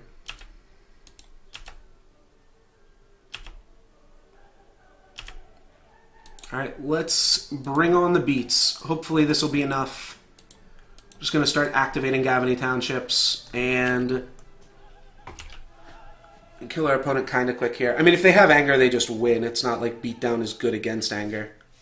All right. Who's Alex Return? That's not quite anger. Not quite anger. And yeah, we can actually kind of come back from that. I was F6 where I probably shouldn't have been in case it was actual anger of the gods, but... Well, what could you... no punish. I could have just put Devoted Druid in the graveyard rather than on the battlefield.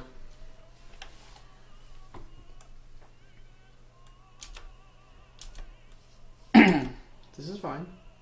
Yeah, so next turn we get to look at the top 4 cards along with our draw step to try to hit a Vizier, and that'll win us the game. Kalani Heart is online, but my opponent doesn't have enough mountains to activate Valakut. Alright, well, Collected Company lets us see deeper into the deck. So let's go CoCo here, try to find a Vizier. If we draw Vizier, we win.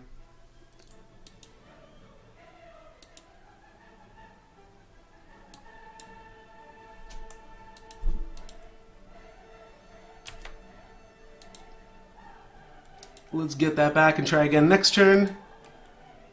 Our opponent, if our opponent can play a land, play a ramp spell, then they can probably not kill us, but do some decent damage to us. Here's a question. For next turn, do you want to consider untapping Devoted Druid to draw a card off Canopy? Yeah, I'm not sure about that either. I think we'll do it certainly in response to a Valakut trigger pointed at Devoted Druid. Because, yeah, so my opponent's going to go get 2 basic mountains here. And then on their turn, they get to play a land for the turn and then probably play a ramp spell. They'll be able to kill 2 of our cards, probably Duskwatch Recruiter and Devoted Druid. At which point we'll turn Devoted Druid into a card. No, Summoner's Pact for Wood Elves again? Yeah, I guess so. Even my opponent's just not even playing Primeval Titan. Can't afford it. Alrighty. And then land for turn? No, Scape Shift. Right. 1, 2, 3, 4, 5, 6, 7, 8. Alright, we lose. Fuck. Sounds good. Damn. Yeah, that matchup's a little bit tough. It helps a lot more if you sideboard, but can't always get there. Sometimes you just can't sideboard, you know? Would have been nice. Yeah. It happens. Alright. That was a bad one. But let's shake it off, get back in there.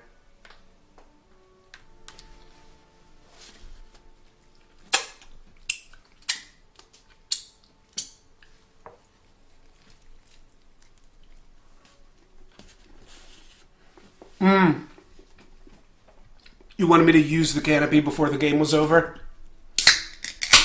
Just to use it? That's fair. I probably should have. Some lost value.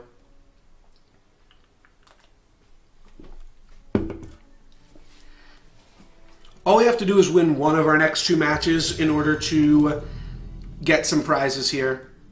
If we can win both of them, we get even more prizes. You won the die roll. Alright, so keep winning the die roll. That's good. His hand looks pretty slow, though. We've got a Walking Ballista, which is good against Mana Dorks. It's good against some other things. Let's say... Yeah, I'm going to mulligan this. And I'm going to mulligan this one as well. Alright, our opponent's kept 7. His hand's good, though. Keep a Birds of Paradise on top. I guess we'll keep it so that we can draw it next turn. Might be playing against Burn, so we're taking a little bit extra damage here by doing this. Playing against Tywin Lannister, dude. Oh. Eldrazi's? Could be white-black. Eldrazi taxes. Seems reasonable. Missing 1 point of damage here to not take damage myself, but it seems like a good trade-off. Next turn we get to cast a Collected Company. That's really all we're looking for. Oh, it is Eldrazi Tron. Eldrazi Tron's an interesting one. Walking Ballista on the draw, not as good. What happened? Oh, they're targeting Noble Hierarch. That's fine.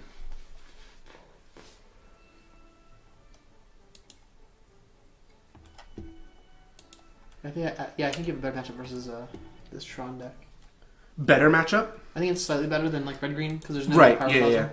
Or green-black even. Green-black-white. Ooh, Walking Ballista battle. We could just play a Walking Ballista here. I guess there's no reason to main phase this company. We can't, like, generate infinite mana right now. And if we do it end step, we might get some more value out of our opponent not knowing what we have on board or not being able to cast sorcery speed spells. That's awkward. That's kind of an awkward one, yeah. But we'll cast Collected Company, and we'll give them a choice if they want to take Walking Ballista or... Nope, just Walking Ballista. Alright, well, we have infinite mana. We have infinite mana, but main phasing that wouldn't have helped. No, wouldn't have changed anything. So if we draw a Duskwatch Recruiter, we still, like, absolutely win here. No doubt about it. What's our other infinite win? Duskwatch Recruiter lets us just put things in our hand, doesn't it? We just put our entire deck onto the battlefield. So that's going to be the plan here, if we can. Yeah, we're going to try to do that. We can also draw a Path to Exile at some point, and then we get our Walking Ballista back. No. Yeah. Oh, no. We just draw another card. Right, that's not how that works. It's not actually Oblivion Ring. Man. Ronus would have been fine, but if, like, what you're missing, if that was a Ronus, then it would have just been a Ronus in my hand, and then my Ronus would have been exiled. So it wouldn't have helped us any more than anything else would have.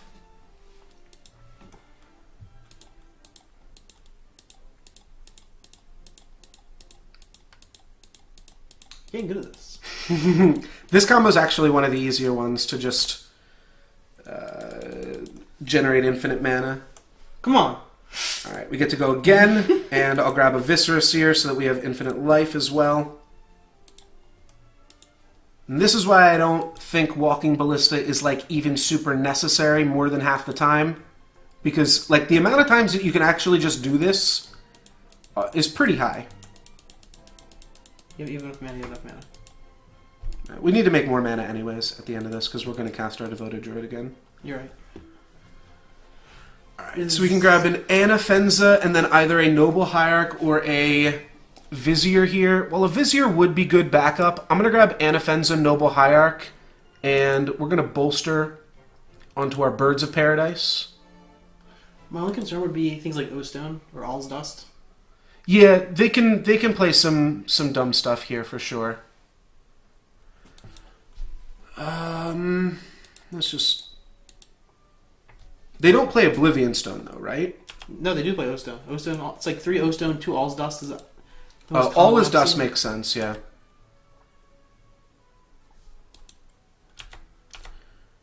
Alright, we gotta find something else to do with our infinite mana here.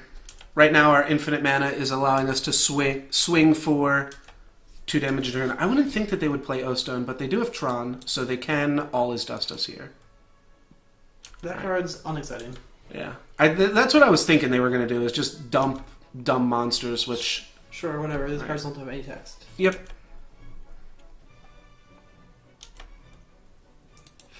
Okay, sounds good.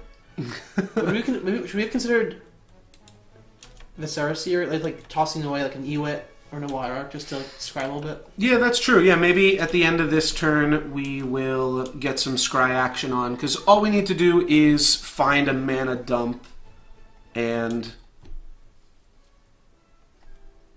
we're in a pretty good spot. How would we want to block these? These are the guys that... Oh no, these are the guys that flip cards over. No, they can just hit us for damage, I think. If we're going to scry, you just block them and sack. Oh, that's true. Okay, so let's block one of them with... Their attacks. Yeah. Let's block one with an Eternal Witness and sacrifice that Eternal Witness.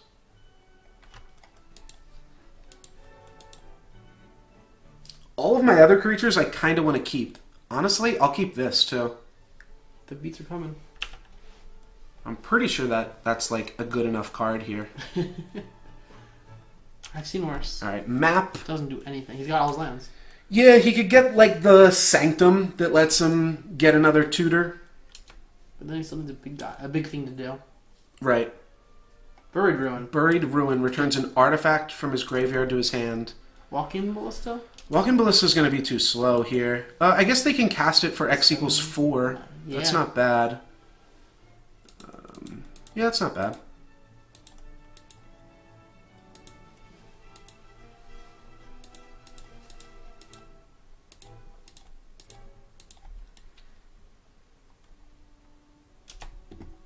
To battle.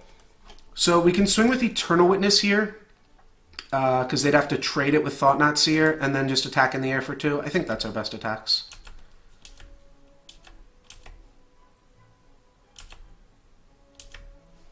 My opponent pretty much has to use their entire...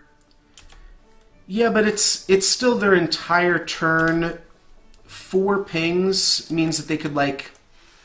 If they want to kill Vizier, they don't get to do anything else. If they want to kill Bird, they don't get to do anything else. Okay, it's 10 mana, so it's a 5 mana one. Because they hit a land. Yeah, because they hit a power plant. This isn't great, but I still think it's marginally okay. They kind of have to kill Viscera Seer first. Yeah. I'm just going to sacrifice Viscera Seer to itself. I'm not going to sacrifice anything else in response. Let them get even more value. They're going to, in response, kill Vizier. That's fine. Just lets us know more about what to scry. Chord of Calling seems great.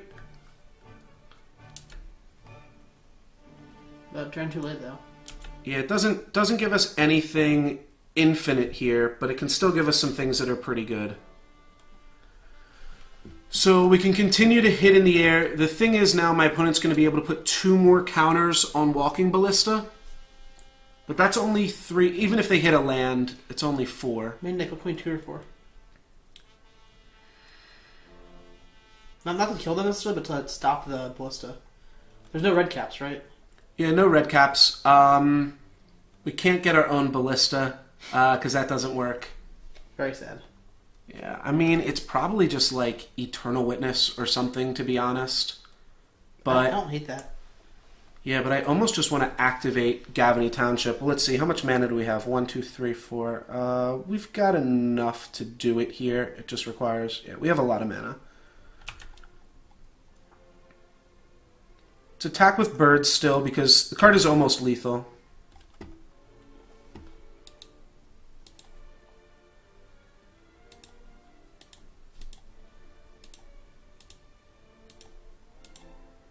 Read white mana.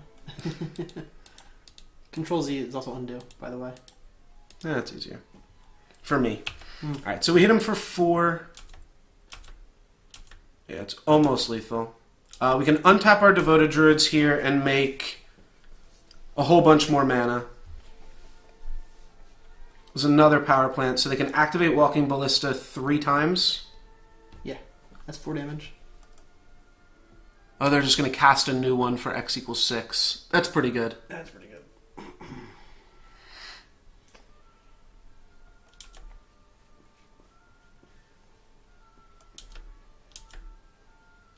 Problem is, a Vizier can't survive on this board. That's the last point of damage that it needs, right? I'm not playing main deck Spellskite anymore, which is awkward. No Rex Sage either? No Reclamation Sage main deck. Thing is, if we draw a Duskwatch... What if we cord... We're still in a great spot. Like, if we cord for Vizier, we get to make infinite mana. So all we need is one more... Like, we need the Duskwatch or we need the Vizier. And that'll do it. So what we do here is... It's going to be pretty convoluted. Make sure you're paying attention, kids. This is important. We might need black mana. We might even need white mana. Let's cast Chord of Calling, and let's tap Anafenza as well. So we are going to make infinite mana. Our opponent's going to try to stop it, and then we're just going to continue to make infinite mana in response. Chord, go get Duskwatch, dump our whole hand onto the battlefield. Alright, they've F6'd.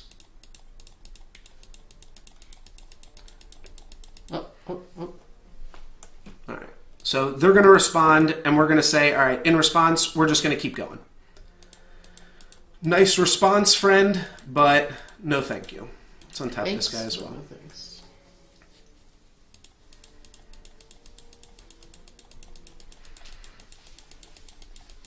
I have to make a lot of fucking mana. Yeah, we do have to make a lot of mana. So what are we looking for off Duskwatch Recruiter? Anything specific or just... We're going to put Kitchen Finks and Viscera Seer onto the battlefield. Then we are going to make all of our team infinitely large. That's good. And we're going to attack them with some infinitely large creatures. So this is going to take a while, but yeah.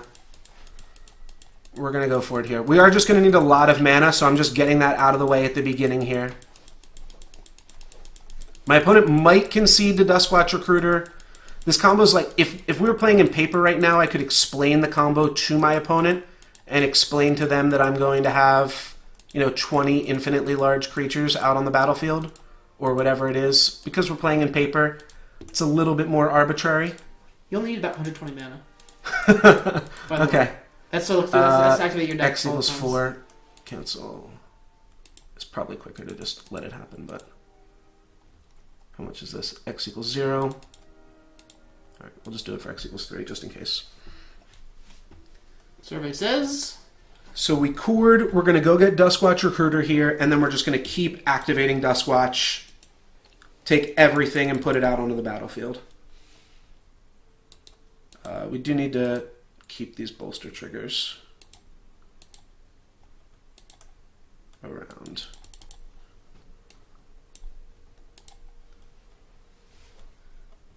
The Viscera Seer is in the graveyard, but we can get it back. Yeah, it's just a very complicated combo here. But our opponent cannot win.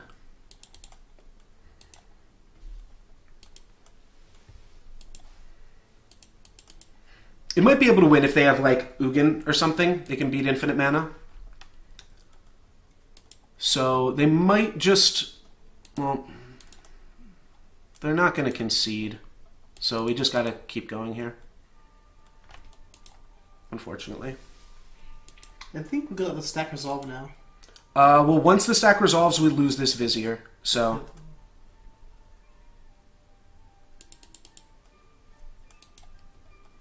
which means we want to make a whole bunch more mana first.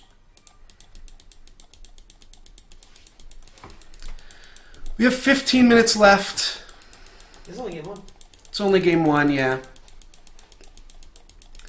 Red cap would be okay, but I don't actually have any means to cast a red cap. You've swapped them. That's not totally true.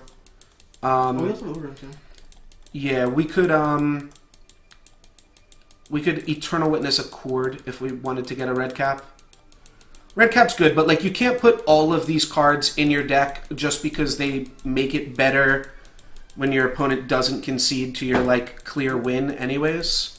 Because we are like 100% winning this game unless we time out. Our opponent either just doesn't understand the combo or wants to run out our clock. Yeah, I mean, he can't actually win. Alright, let's continue to activate Duskwatch Recruiter. We already have enough with which to win, but... Oh, alright. I yielded to an Offensive. That's not a problem. Oh wait, that's actually funny. The Vizier now survives that. That's pretty sweet. Yes, Tony, there's only one Walking Ballista in the deck. I don't know if you answered that or not. Only one Walking Ballista, because that's all we need. Yeah, only one Walking Ballista. Yeah, they, it was what? Maybe turn 3. Our hand was Collect Company and Walking Ballista. And we had mana to cast Collect Company, and they played Thought Knot, so... The game would have been over about 10 minutes ago if they hadn't done that. Womp womp. Alright, let's bolster. We can't actually always yield to this. Let's put it on here, though. So now let's start casting these cards.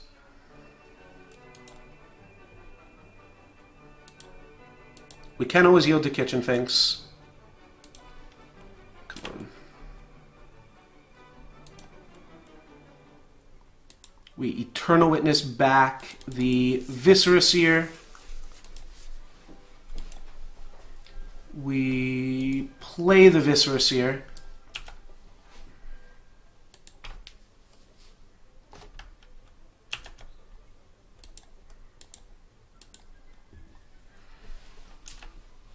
Alright, I'm going to play these Kitchen Finks as well real quick,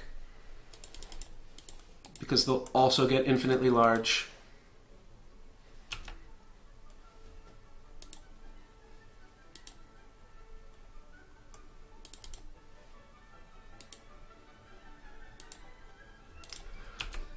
It's really tricky, but we can't always yield to the Anafenza for a very particular reason here, which I'll show you guys right now. Oh wait, we can. No, we can't. We can't. Yeah, we need those to continue to be on the stack. Alright, so now we sacrifice Kitchen Finks, always yield to Persist, click this, always gain the life, and then keep doing this. And we need to keep all of the triggers here on the stack.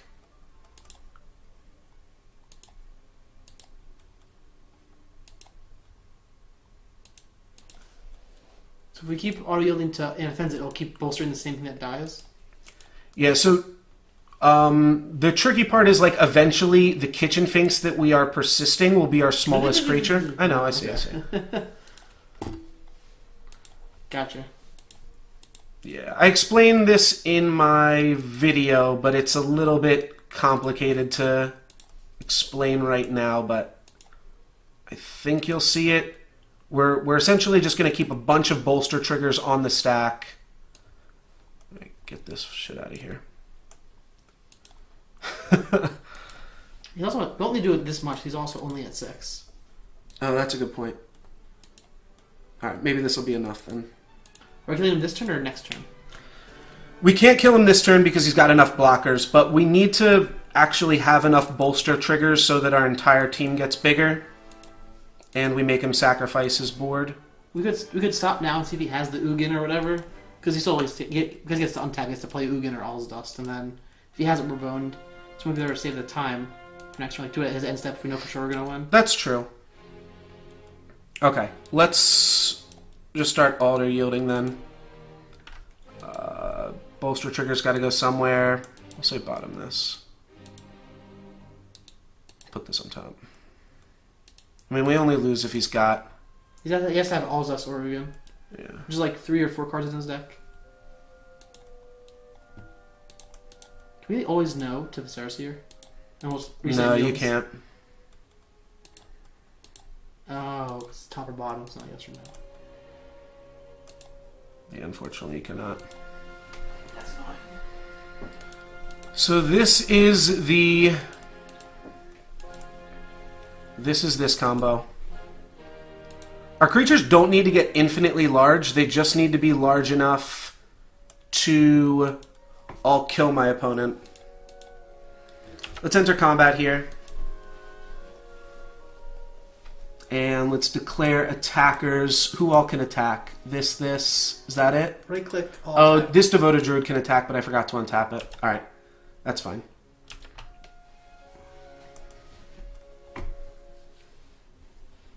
Alright. 2 chump blocks, and something's got to chump block this guy as well. The reason not to attack is because those guys will draw him cards. That's fine. I guess that's actually worse. Yeah, maybe I shouldn't have. Yeah, that's true. Alright, you guys are right. I messed up.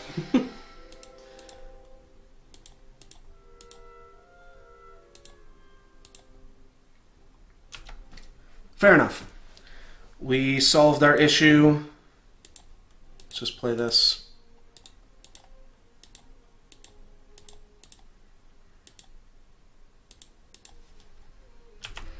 Alright, and just hope that he doesn't have an Ugin. Freaking Tywin Lannister. Dismember? What? Dismember, targeting Matter Reshaper, try to draw it. Yep, I agree. And then he can also Walking Ballista his other Matter Reshaper, but he might be out of mana. All is Dust is the draw. God damn it. Alright, well, we draw a card here. We're at 45. He's at 2. Yeah, he's at 2. We just can't... This is Alright, persist. so... No, it doesn't have persist. Oh, wait, sacrifices? Yes. Oh, so 1, 2, 3 kitchen finks are all going to persist. Possibly Porcelain on top to... I don't know if Court of Calling is the best draw, though. I think we might want something else instead. Path would have been good. Yeah, let's go find Path. We know it's on the bottom for sure. There's one on the bottom. Alright, bottom. We can also draw our entire deck again. Like, realistically, we do have this here. So I think Ugin was the only guy that actually killed us. Yeah. The Walking Ballista does get to kill one of the persisted kitchen finxes. This is too much. We're just going to lose on time. Right, because he chumps, eats this, trades here. We path this.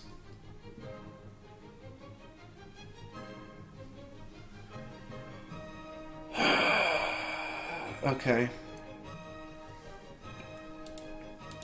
I guess I should be sacrificing these kitchen finks, but they're already bolstered up. Alright, there's Path to Exile.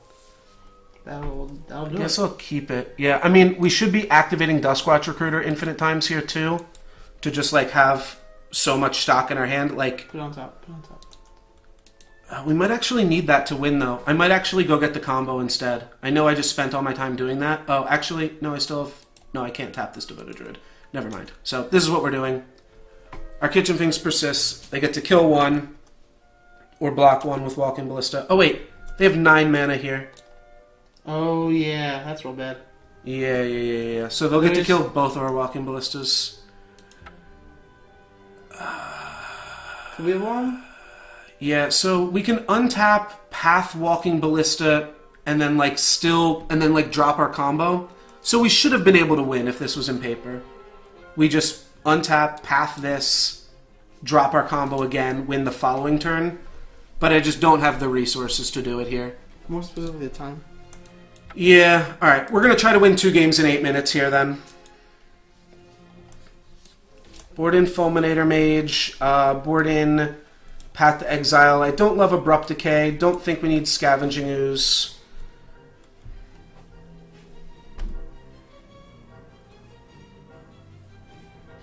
Yeah, we definitely could have won that one. Stony Silence? I don't think we need Stony Silence. Don't think Selfless Spirit does that much for us, too. Aven Mind Sensor seems reasonable. Sin Collector seems reasonable.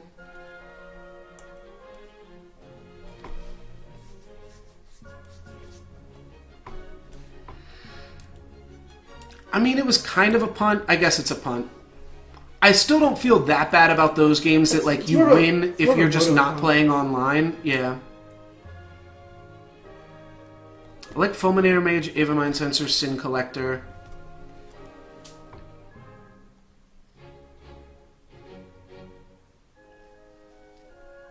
I don't know what else I want. We're just going to try to kill them as quick as we can with the combo, most likely.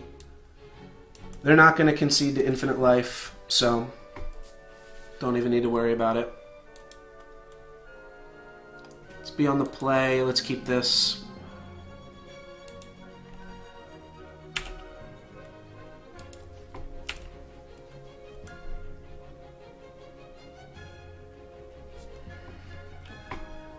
Yeah, my opponent, and good on my opponent for dismembering their own guy to try to find all his dust. That was pretty sweet too, I think. Would have rather been on the other side of the table from it, but still a sweet play.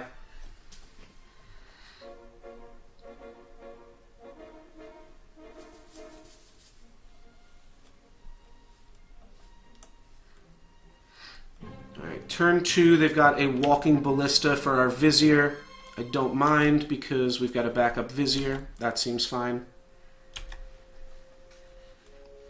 We can even just play the backup Vizier right now. I don't think I'm going to. Let's just play... Or yeah, let's play the backup Vizier. I was going to say we could go Eternal Witness for a Vizier right now, but we don't need to do this. We're green mana short of... Collected Companying here. Or Court of Calling, rather. So maybe I should have just put Duskwatch out. Yeah, Duskwatch would have been better. I should have put out Duskwatch, and then I could have courted for Devoted Druid. Right now, I need to draw a green mana to win the following turn. That's a fine draw, too.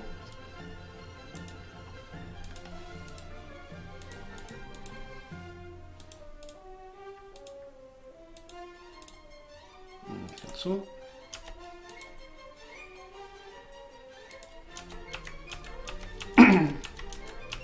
Yeah, I gave my opponent an extra turn here that I didn't need to, but this should still be fast enough. My opponent's probably going to make me do it all out, but they know we have access to Walking Ballista, so maybe they'll just concede this time around. Seems pretty unlikely, though, considering we've got 7 minutes left on our clock. Opponents suck, man.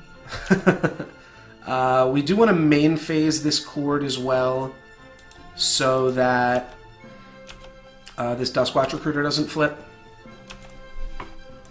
Can we do this at instant speed? I'm sorry, I was on my phone. I wasn't paying attention. No, it's all good. Bad on me.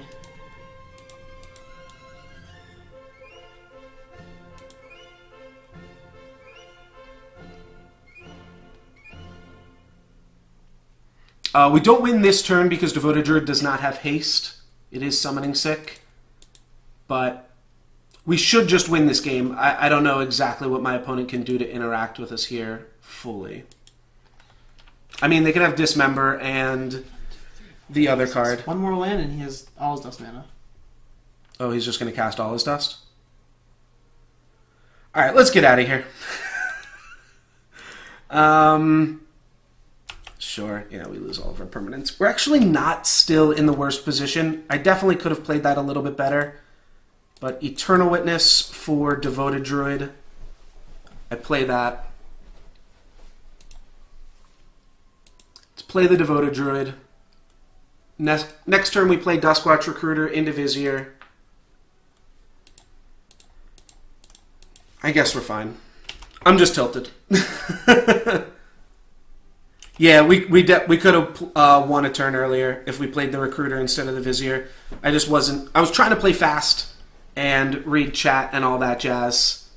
And that made for a difficult time. So if we draw a land...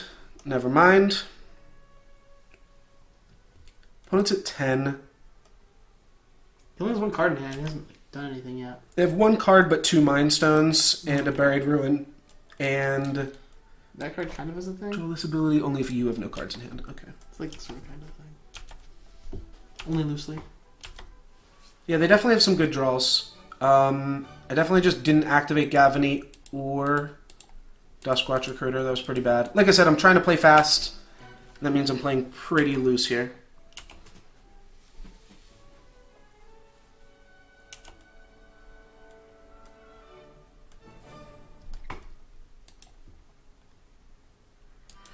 I just want to get out of here, though. Should have grabbed a swamp so that we had access to Fulminator Mage. They're going to crack a Mind Stone or two now. No, they're going to Buried Ruin the... Well, I guess they had a Walking Ballista, didn't they? Go get a Power Plant. What can they play Ballista for here? 3? That's pretty good.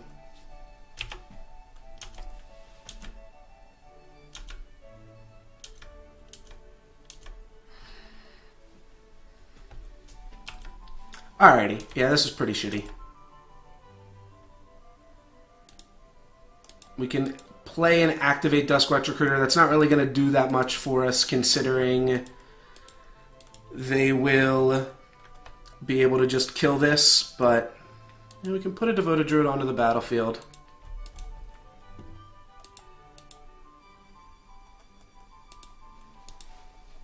They can only kill one of these 2 cards here.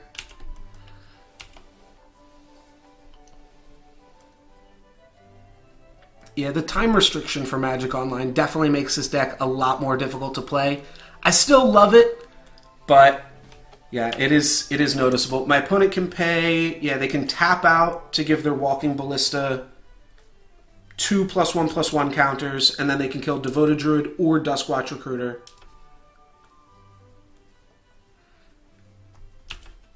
We'll see. I think they might just kill Devoted Druid, but, I mean, Duskwatch Recruiter is clearly the more threatening card here.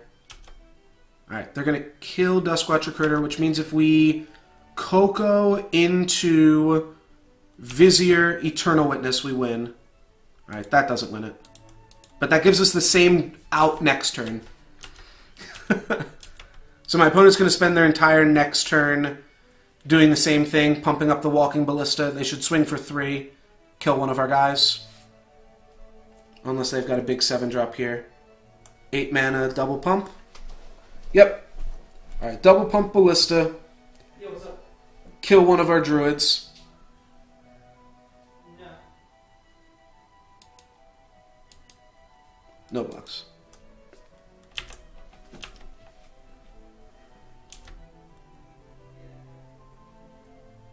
At this point, they probably don't even need to kill that because... Yeah. They probably didn't need to kill it there because they were still leaving us with a Devoted Druid. They're probably better off just continuing to make their Ballista large.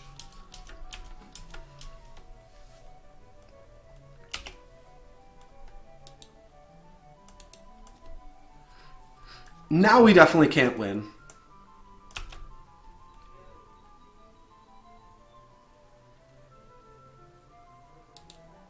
But we could have won. And that's what's important.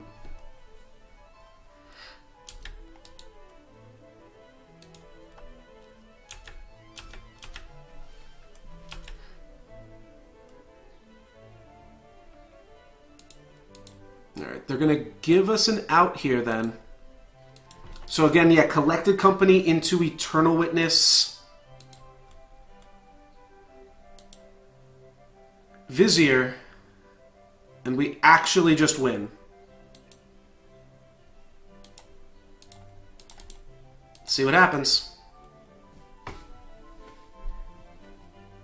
Just Vizier, no Eternal Witness. That was still really, really close. And I think I showed off at the very least in this match. You know, we might not have won.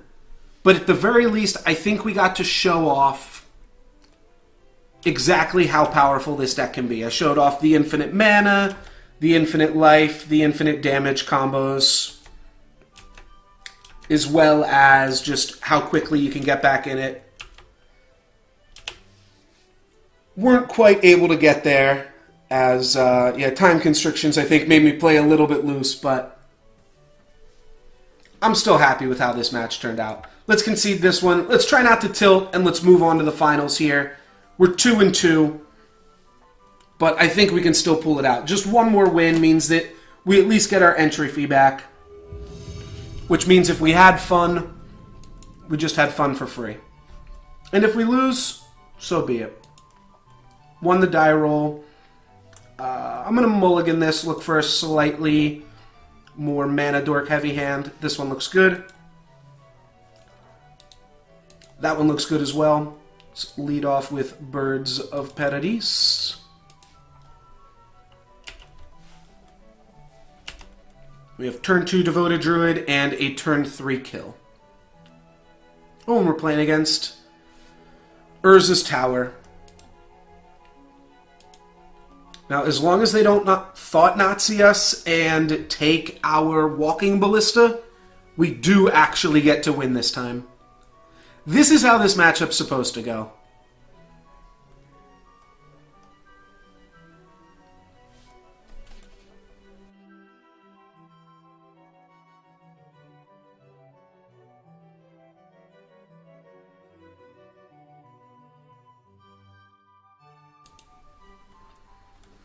Alright, so my opponent needs to have... Oh, there is an Eldrazi Temple, so... Alright, Matter Reshaper is not going to be enough here, though.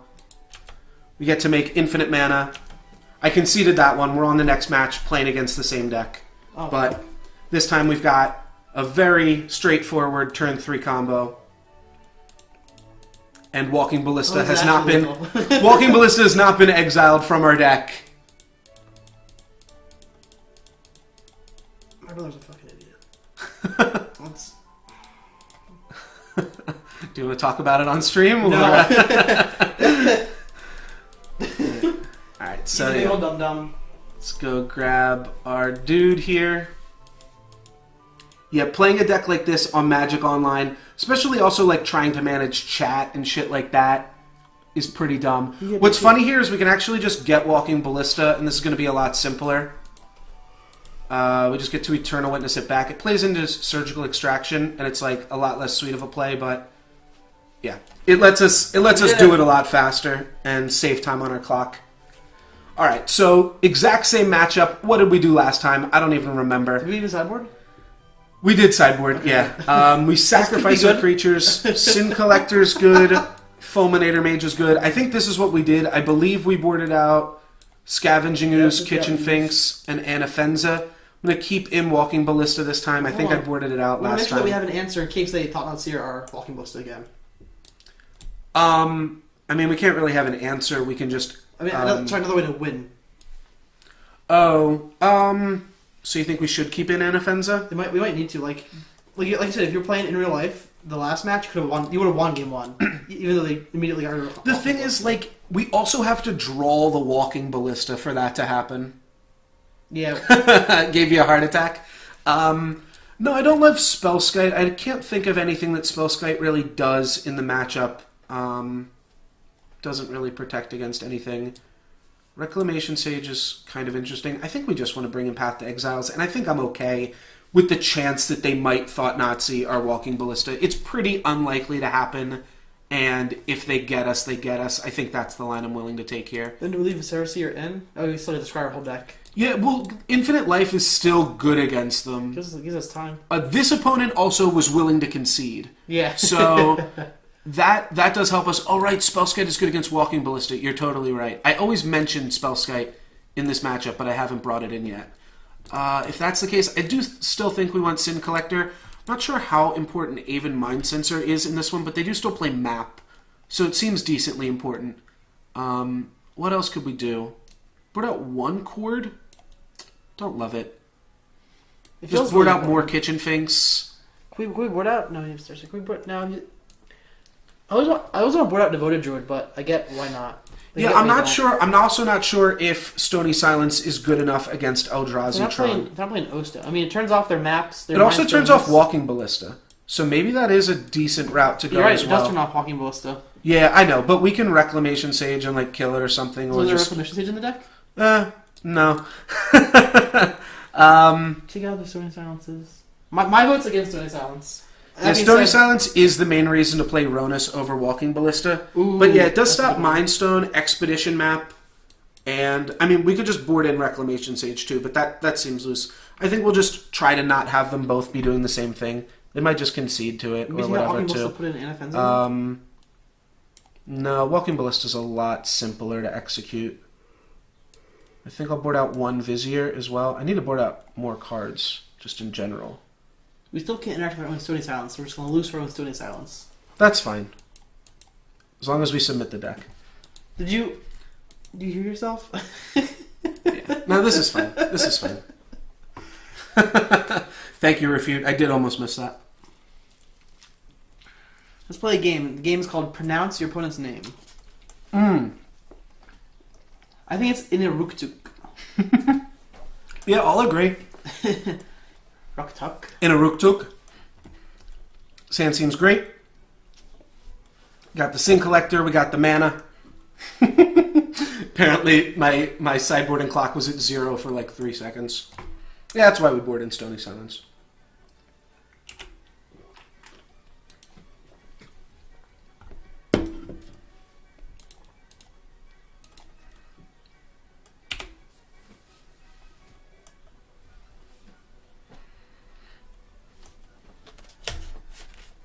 This deck's also gotten a lot of popularity online. In, like, if you look at the last daily event, it was actually like all of the lists were this deck. My opponent might have a turn 3 All Is Dust or Karn or something dumb like that. Don't really care as much about a turn 3 All Is Dust. I guess we'll play Sin Collector though still and try to hit like a Dismember or something.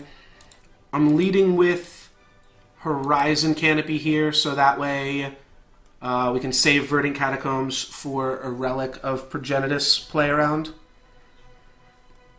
But yeah, for now, let's just take Sin Collector or play Sin Collector. Are they going to Dismember a bird right now? Wow. So in response to Sin Collector, I guess Dismember is their only Sin Collector target then. It is. We're leaving them with Endbringer, Walking Ballista, and they do not yet have Tron online.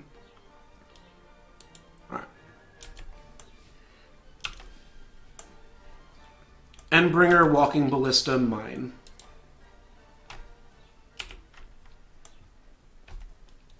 Next turn they can play a Ballista for 1. It's going to be a while till they can play a big Ballista. We've got Path to Exile for the Endbringer. Oh, this is a Ballista for 2. Never mind. I don't really want to path this Ballista. I guess I really just want to draw Stony Silence. Spellskite's pretty good too. Spellskite means that they have to interact with us right now. They'll kill my guy in response. We will lose some life points across the course of all of this, but that's fine.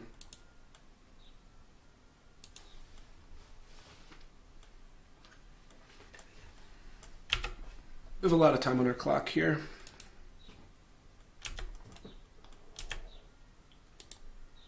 Almost missed that. We're going to play a bird here. Like, yeah, actually we don't lose that much life points because for every 2 life points that we spend, our opponent has to spend 4 mana. That's a pretty reasonable trade. My opponent doesn't have anything else to do with their mana, so they're probably going to go for it. Yeah, they're going to play their big boy here, and we're going to path that. That's fine. My opponent left with 1 card in hand, and we don't know what it is. Yeah, no sense in attacking. Endbringer cannot activate the turn it comes out.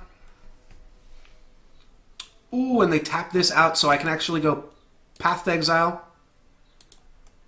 pay a white, and then immediately Eternal Witness back the path. That's pretty good.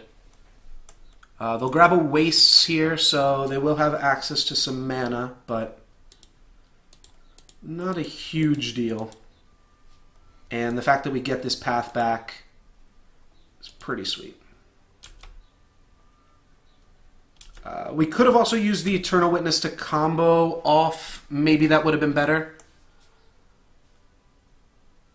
1, 2, 3, 4, 5, 6, 7. Okay.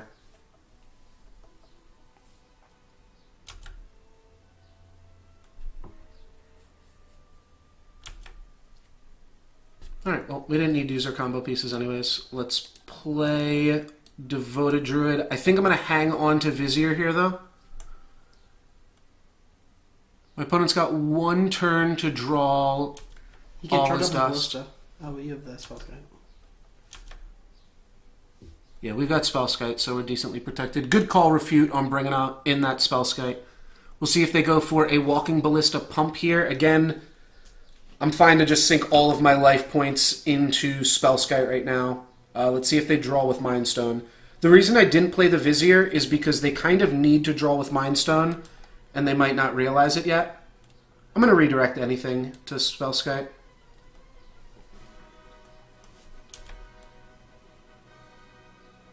Save even my Birds of Paradise. And no, that's not a Mind Stone draw here. Oh, Spatial Contortion to kill the Spellskite. You can respond with Path on the Ballista. Path the Ballista in response. Yeah, my opponent's Hellbent, which means they can activate Seagate Wreckage, but otherwise they can't do anything. You can activate it in their upkeep.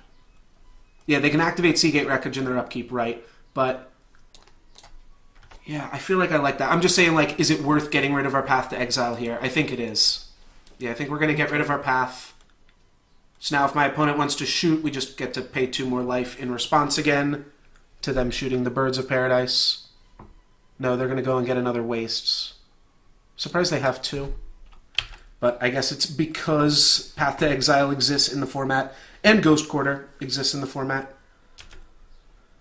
Alright, now we exile our Path to Exile, but we got some decent value out of it. So my opponent now has 2 draw steps here. They have to activate it on their upkeep. They didn't. Alright, they're going to exile my Spellskite, and then they're going to crack their Relic. Ratchet Bomb, but that is going to be too slow. My opponent's out of cards. They can activate Seagate Wreckage, try to find something else sweet, but that is going to be the match. And that's going to let us end 2-1 here. I shouldn't count my chickens before they hatch. I've got no idea what my opponent can do. All right, Matter Reshaper. That doesn't matter, Reshaper. We're good. We doing it. You you laughing at my bad pun? It was good. Barely a pun, but we got there. Counts. All right, so thank you guys very much for watching. I am just going to combo off here. Ixidors, let me know if you are planning on streaming after this. I will give you a host. I will also give you back this collected company, or not this collected company, this Horizon Canopy. Let's use it just for value here, using your Horizon Canopy before I ship it back to you. Thank you guys very much for watching the stream. I am No Lux Given. Stream Monday, Wednesday, Thursday, and Friday. Play Magic the Gathering, Hearthstone a little bit, Soulforge, even though it's not really a game anymore. Also play a lot of Eternal, which is LSV and Pat Chapin's game. Do draft and ranked content of that. With Magic, I mostly play Modern and Cube for the most part. But yeah, thank you guys very much for watching. I think if I just show this Court of Calling to my opponent, they will concede because they conceded last time. X equals 2. Sounds good. They might make us play it out. We got 19 more minutes here. We're not going to fizzle. I think we'll see a concession in response to this Court of Calling, though. Okay. No, not quite. Wishful thinking.